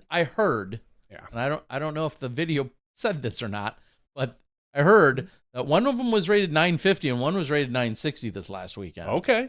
Did they give good attempt? No. And I get it. It's nerve-wracking, and all these people are watching. You've probably never had 50 people even watching you, let alone 100 or 200 and whatever. And God, get me up there. I could miss in style. Right. So at any rate, it was fun. I am excited. They're going to do it again this weekend on Saturday. Is the time and day for it. So. But it was my first chance being able to do it. Obviously, Brian's been doing it, Perks has been doing it, and Sarah's been doing it. What disc do they give you? You can use any disc you want. Oh, okay. Even better. Yeah. I don't, and I haven't heard anything about it can't hit off of a tree or whatever. I mean, an ace is an ace. It goes in, man. I don't. Did you see somebody slamming it, trying to bounce it in, or an overhand? I mean, like a thumber right at it. Right. Who knows? Yeah. I think for this, I think for the sake of the gram, so to speak, I hope it's not something like hokey or crazy or silly whenever it does go in, like it does ricochet off of some tent pole, Yeah. like way out of, that never should have you been hope in it's play. a pretty pure shot, like a straight hyzer, just or because a it's B- going or to a get played in a B-line. million places. Yeah. You don't want to see it. Be too cheesy. Yeah, I'm with you. I can gimmicky understand that. looking. Again, in is in. I get it, but Mhm. yeah. Anyway, but this one was 14 grand, I think. So next one, Saturday will be 15 grand, and I just hope I'm on the mic for it because it'd be. What if super you're on the exciting. mic and it's me? That's true. That would Oh my God. I go there. Yeah. Because you have to sign up for anything special, or is it just No, you're automatically entered after you've bought a ticket. okay? That's where they're pulling from, or I think there's no other purchase. No. There's no purchase necessary other than being a ticketed Okay. viewer, spectator. And I'm not a Pro Tour employee. I'm not even a No. Pro Tour contractor. No. So I assume I qualify. That You there's will. no reason why I couldn't. Yeah. They will pull from 5 people. I would expect 2 things. Oh One, my God. it would be epic if I made it, Right. and if I missed it, I would only expect the worst. Right. Like sure. you. Like I would moon you. You would for have. sure. Okay. I mean, you would have to harass me. Oh, relentlessly. Yeah, I think that. that would actually be fun too. Yeah. And if you hit it, you're clearly taking me to Texas Roadhouse like all the other guys. We'll go somewhere better, Terry. Will you buy me Fairlife? I will buy you a case of Fairlife. A case. A Okay, case now of Fairlife. All right, fine. Now I'm officially pulling for you. Yeah, but no, we could do Texas Roadhouse with the winners. We'll show up and I'll be like, "Oh, I get a 2. That's cute. I made more than you." Yeah, I was gonna say that's cute. Your little, $6,000 a piece or $5,000 a piece as you're rolling 15 large. That's right. This is making it rain in Texas Roadhouse. Okay. All right. I like it. I wonder what the ticket sales are like for this weekend. I don't know. I mean, because Minnesota's a hotbed, so I would expect there to be a decent amount of spectators. Yeah, but if it rains Saturday, that's only in your favor. Yeah, except Make for sure throwing. you show up. Except for when I actually have to throw. Oh, well. And I'm not bringing any of my own plastic. I'm gonna have to borrow someone's disc. I mean, just bring one. Is it done right Comet. before the lead card? It's done right after Chase. After Chase? Okay. So at that point, I turn to the lead card. I'd be like, "Someone give me a disc. I don't care what it is." Right. Right? I mean, Yeah, Rich 'cause this weekend walked up to Yeah. Gannon.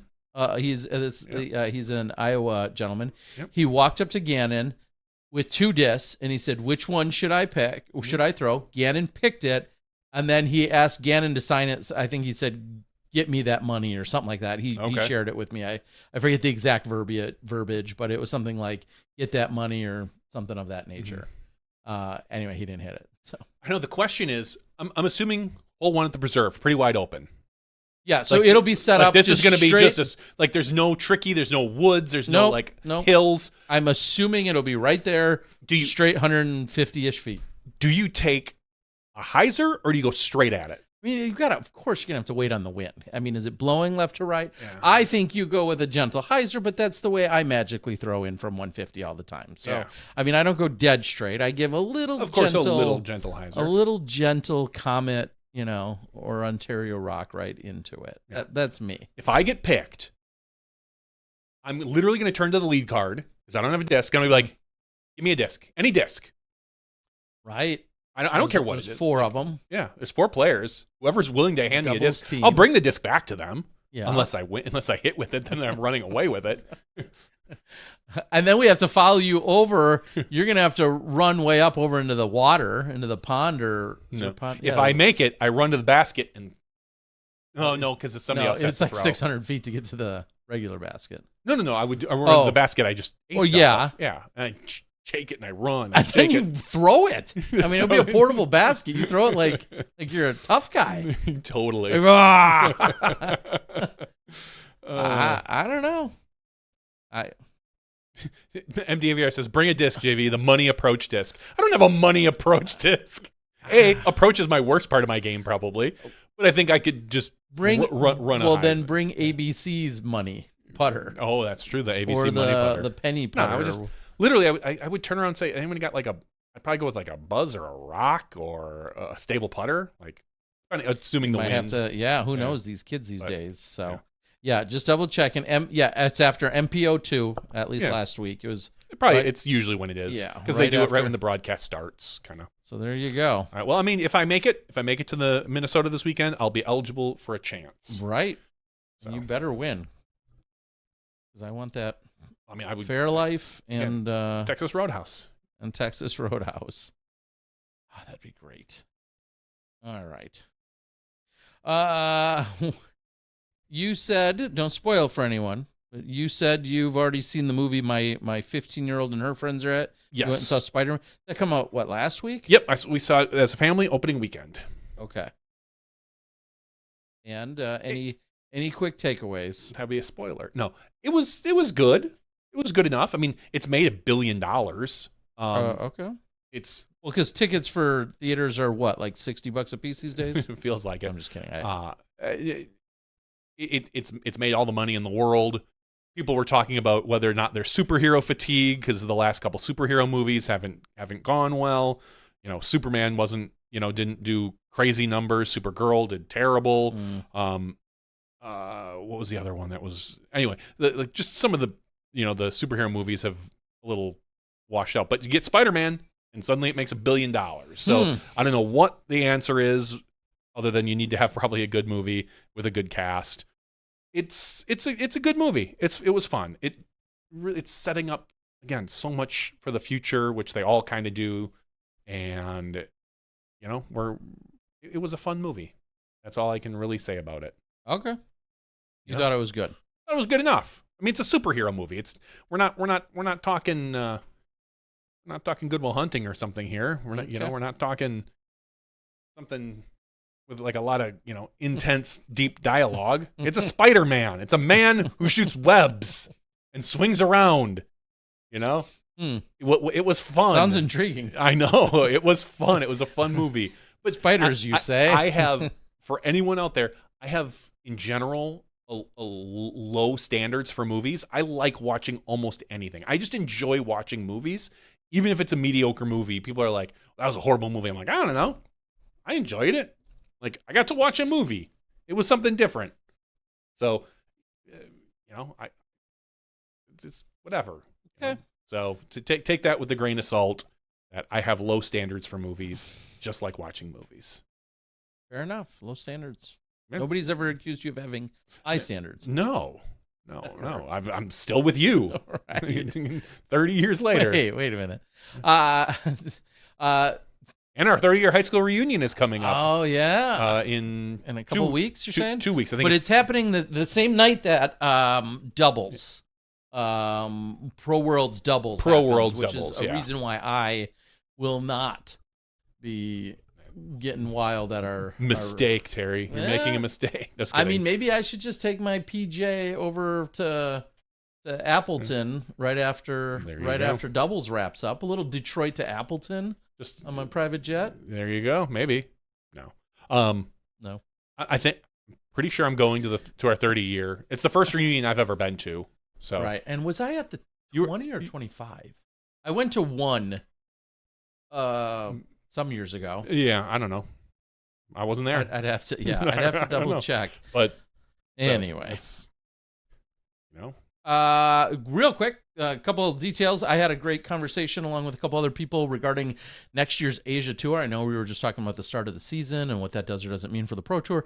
What I do know is that the Asia tour is getting near its final stages of setting dates for those events, and it's going to look similar-ish to the previous year or two in terms of events taking place. It's going to be a couple of events at least in Thailand. I think China's going to be hosting events, Japan, Taiwan. And so just trying to iron out a few of those. If anybody has any questions regarding any of the stops, once they're all finalized and public, let me know. I can clearly give some insight. I don't know every detail about every country, but most of them, in fact, all of them, I have been to, and I at least know a little bit of something. Obviously, a little more on the Thailand side. I know more about because that's the specific country that I've been to the most times. And all of that to also say, if you or any company that you know is interested, I know they're Fairlife. I know they are doing, considering all sorts of sponsorship, everything possibly from even a tour title sponsorship to basically brand the entire tour. Think Powerball, how Powerball does the Disc Golf Pro Tour. Obviously, Powerball not applicable in that it's just a U.S.-based thing right now. But think of your company or a company that may benefit, that could potentially even having the naming rights to the entire tour, or have some representation at any and all tour stops, whether that's 6 or 7 or 8 of them or whatever it's going to be. Just throwing that out there.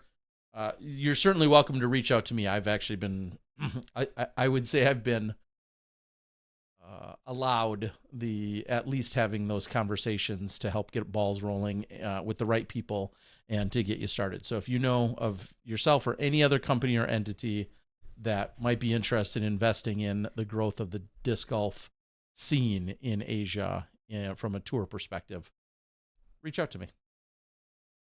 Maybe Skip Ace? Do you need to I mean, do you need to wash any money in another country? Oh, now maybe. With all that Skip Ace money that's rolling around? Oh, God, all that Skip Ace money. And I took a big hit on Skip Ace this month when I had an extra $40 charge because I didn't realize that my database was technically like out of date. So it was out of date, so they charged me extra for the support. I was looking at them, I was like, wait a minute, why? And it was like I caught it 10 days in because the new support fee started August 1st, and I was like, why is my bill going to be like 3 times the amount that it normally would be for this month? And so I looked into it. I was like, oh yeah, for the first 10 days in August, I got charged $40, and it would have just kept building up if I hadn't caught it and updated the database. And I was like, oh, so I did that yesterday. You ain't buying any chocolate milk with that wasted money. Updated to MySQL version 8.4.9 or something. But yeah, that's so the fact that the $40 charge takes a big hit out of Skip Ace's budget means that you're ripe for. I'm ripe for touring. I'm ripe for supporting the title tour. Sponsor of the Asia tour. Yeah. All right. Well, just let me know. We can make that happen. I'll work on that. I will say, and I can't publicly finalize this yet, but hopefully we'll have an announcement for it. There are upwards of 3 world champions that I have now discussed the idea of being at some events of the World Tour. That's cool. Of the World Tour, of the Asia Tour. I talked to multiple world champions this weekend that have shown some like very legitimate interest and likelihood of at least having some appearance on the Asia Tour. So I think that's really cool. Again, we're not in a position to be bribing and or paying anyone's way to come hang out over there. Not even mine? Not even yours. But if you're a world champ, maybe, but you're not of anything. No. So when you become one, now that Powerball Ace money this weekend might bring you. That could bring me in. That could bring you in for yourself to pay. So, it should be a lot of fun. So hopefully we're going to see big things continue to happen. MD AVR says, my friend has a girlfriend there. Yeah, you should come visit. Good time.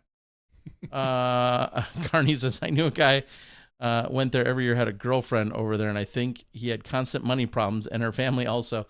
Yeah, I will be the first to say that it is not uncommon in a number of countries for foreigners to find themselves somehow in some capacity dating a person in some of those countries, and then sometimes when you over there date a woman, it also feels like you're dating their entire family, or you're connected to them, or you marry into it, and it seems as if there's a need for some money a lot to help support the family. So I would, of course, exercise caution with anyone and everyone that, and I mean, that's true literally anywhere you go, but it seems like an incredibly common a happenstance over there, more common occurrence. Wow.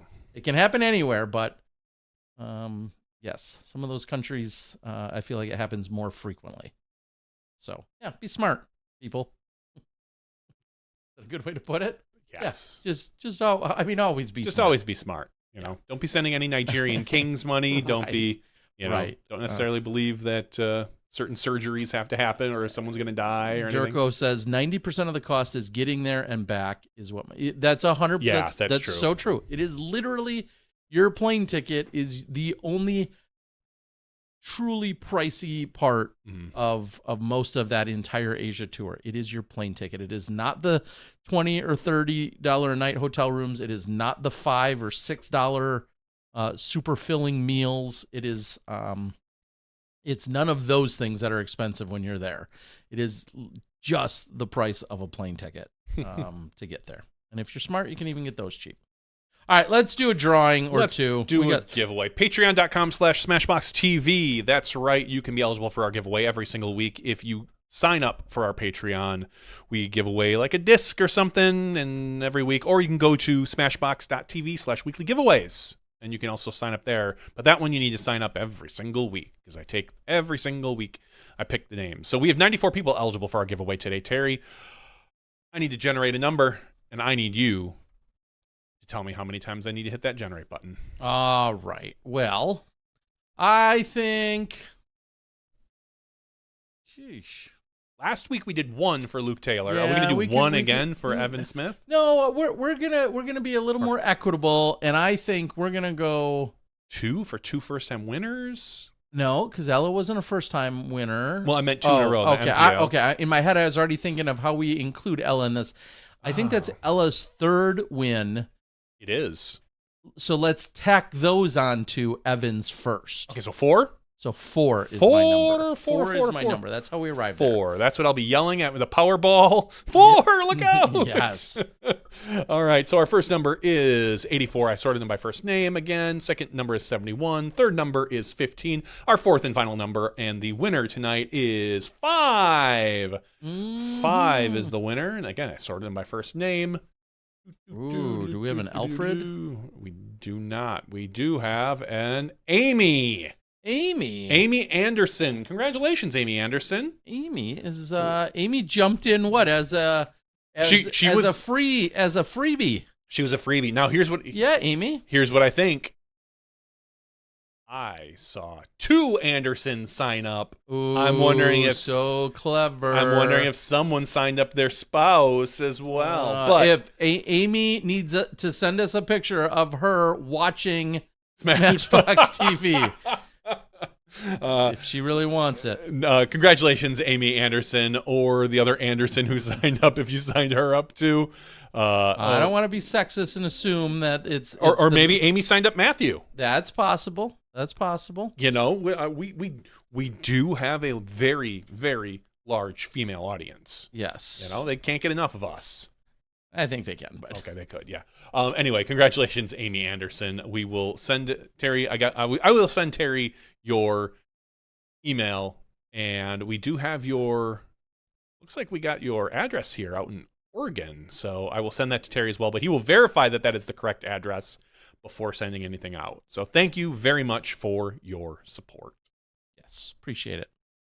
Love it. As always, I'll end by saying thank you yet again to all the incredible people in Des Moines. So much love for the Smashboxx podcast and channel, and people also latching on recently a little bit to the out of production, or if you've been watching me on the Disc Golf Guy channel, any one of those, or you play Skip Ace, like literally any one of those things, and you're tied or linked to us and you mention it, we really do appreciate all of the love and the support. Wow, it feels like we got our hands in lots of random things these days. But yeah, I wanted to just say thank you. Lots of very positive, kind things said to my face, and lots of negative stuff said behind my back. But I don't hear those because I'm deaf in one ear. So, but all the nice things, we do genuinely appreciate it. And real quick, another big component of things I love to support and am usually linked and tied to, just saw that today registration opened for one of my favorite tournament coverages of the year, and that's the 20th annual Phoenix Ladies Open. So the PLO, you hear me rave about it every single year. They're now in their 20th iteration. This year, it's in November. It's on Disc Golf Scene. I think I already saw 10, 15, 20% of the people of the women sign up and claim spots. Field will be somewhat limited to around 95 or 100 or whatever the case is. So make sure you go get signed up for the PLO, and I'll be out there getting some coverage and then giving it to the world. So yeah, go sign up for the PLO. Phoenix Ladies Open, 20th annual. It's crazy. I think I've been going for about 7 or 8 years to that now. So That's great. And Jeff Jacqua, your term director for the Las Vegas Challenge, just tonight I saw out there on the Phoenix Ladies Open registration site. Oh, it's up to 42 out of 94. Holy cow. So 20 more people have signed up since I last looked. Jeff Jacqua is going to be the Porta John and Washing Station sponsor. So how kind of him running a big event and then the week later, but then is also sponsoring specifically the Porta John and Washing Station. Oh, he wants to call it Porta Jeff. Okay. And I said, I'll meet him there. We'll have a Porta party, which I thought was no. I'm going to go with no. That's just where the guys will hang out. Near the Porta party. I don't know. Nothing creepy about dudes hanging out near the bathroom. Yeah. The Porta party. Anyway, thank you everyone for joining us. We appreciate the love and the support. Free drinks on Johnny when he hits the Powerball Ace challenge this week. Won't you be pissed if you're like the 5th person and like the 4th person hits it? So you don't even get to throw, I'm assuming? Do I not get to throw? I don't. Or if I hit it, do they split it? Or does it reset? And if I hit it, then I only get the 5,000. I don't know. I will ask. Yeah. But I'm assuming for that day, if the first person hits it, like it's done. The other 4 are just SOL. That would make sense, and I would be okay with that. Pretty common practice. Yeah. I'm just going to have to get with everybody else that's going to throw, and we all agree, like, hey, if anyone hits this, we all split this. And then when you hit it last, you'll I never said that. What are you talking about? Where's your paperwork? That's right. My fingers were crossed behind my back when I said it. Psych. Yeah. Brad. Anyway, thank you, everyone, yet again. Now I'll close it out. This has been SmashBoxxTV Podcast 620's After Show. Big shout out and congrats to Evan Smith along with Ella Hansen for their wins this weekend. We're all winners here in disc golf. We'll see you next week when you step inside the Smashbox.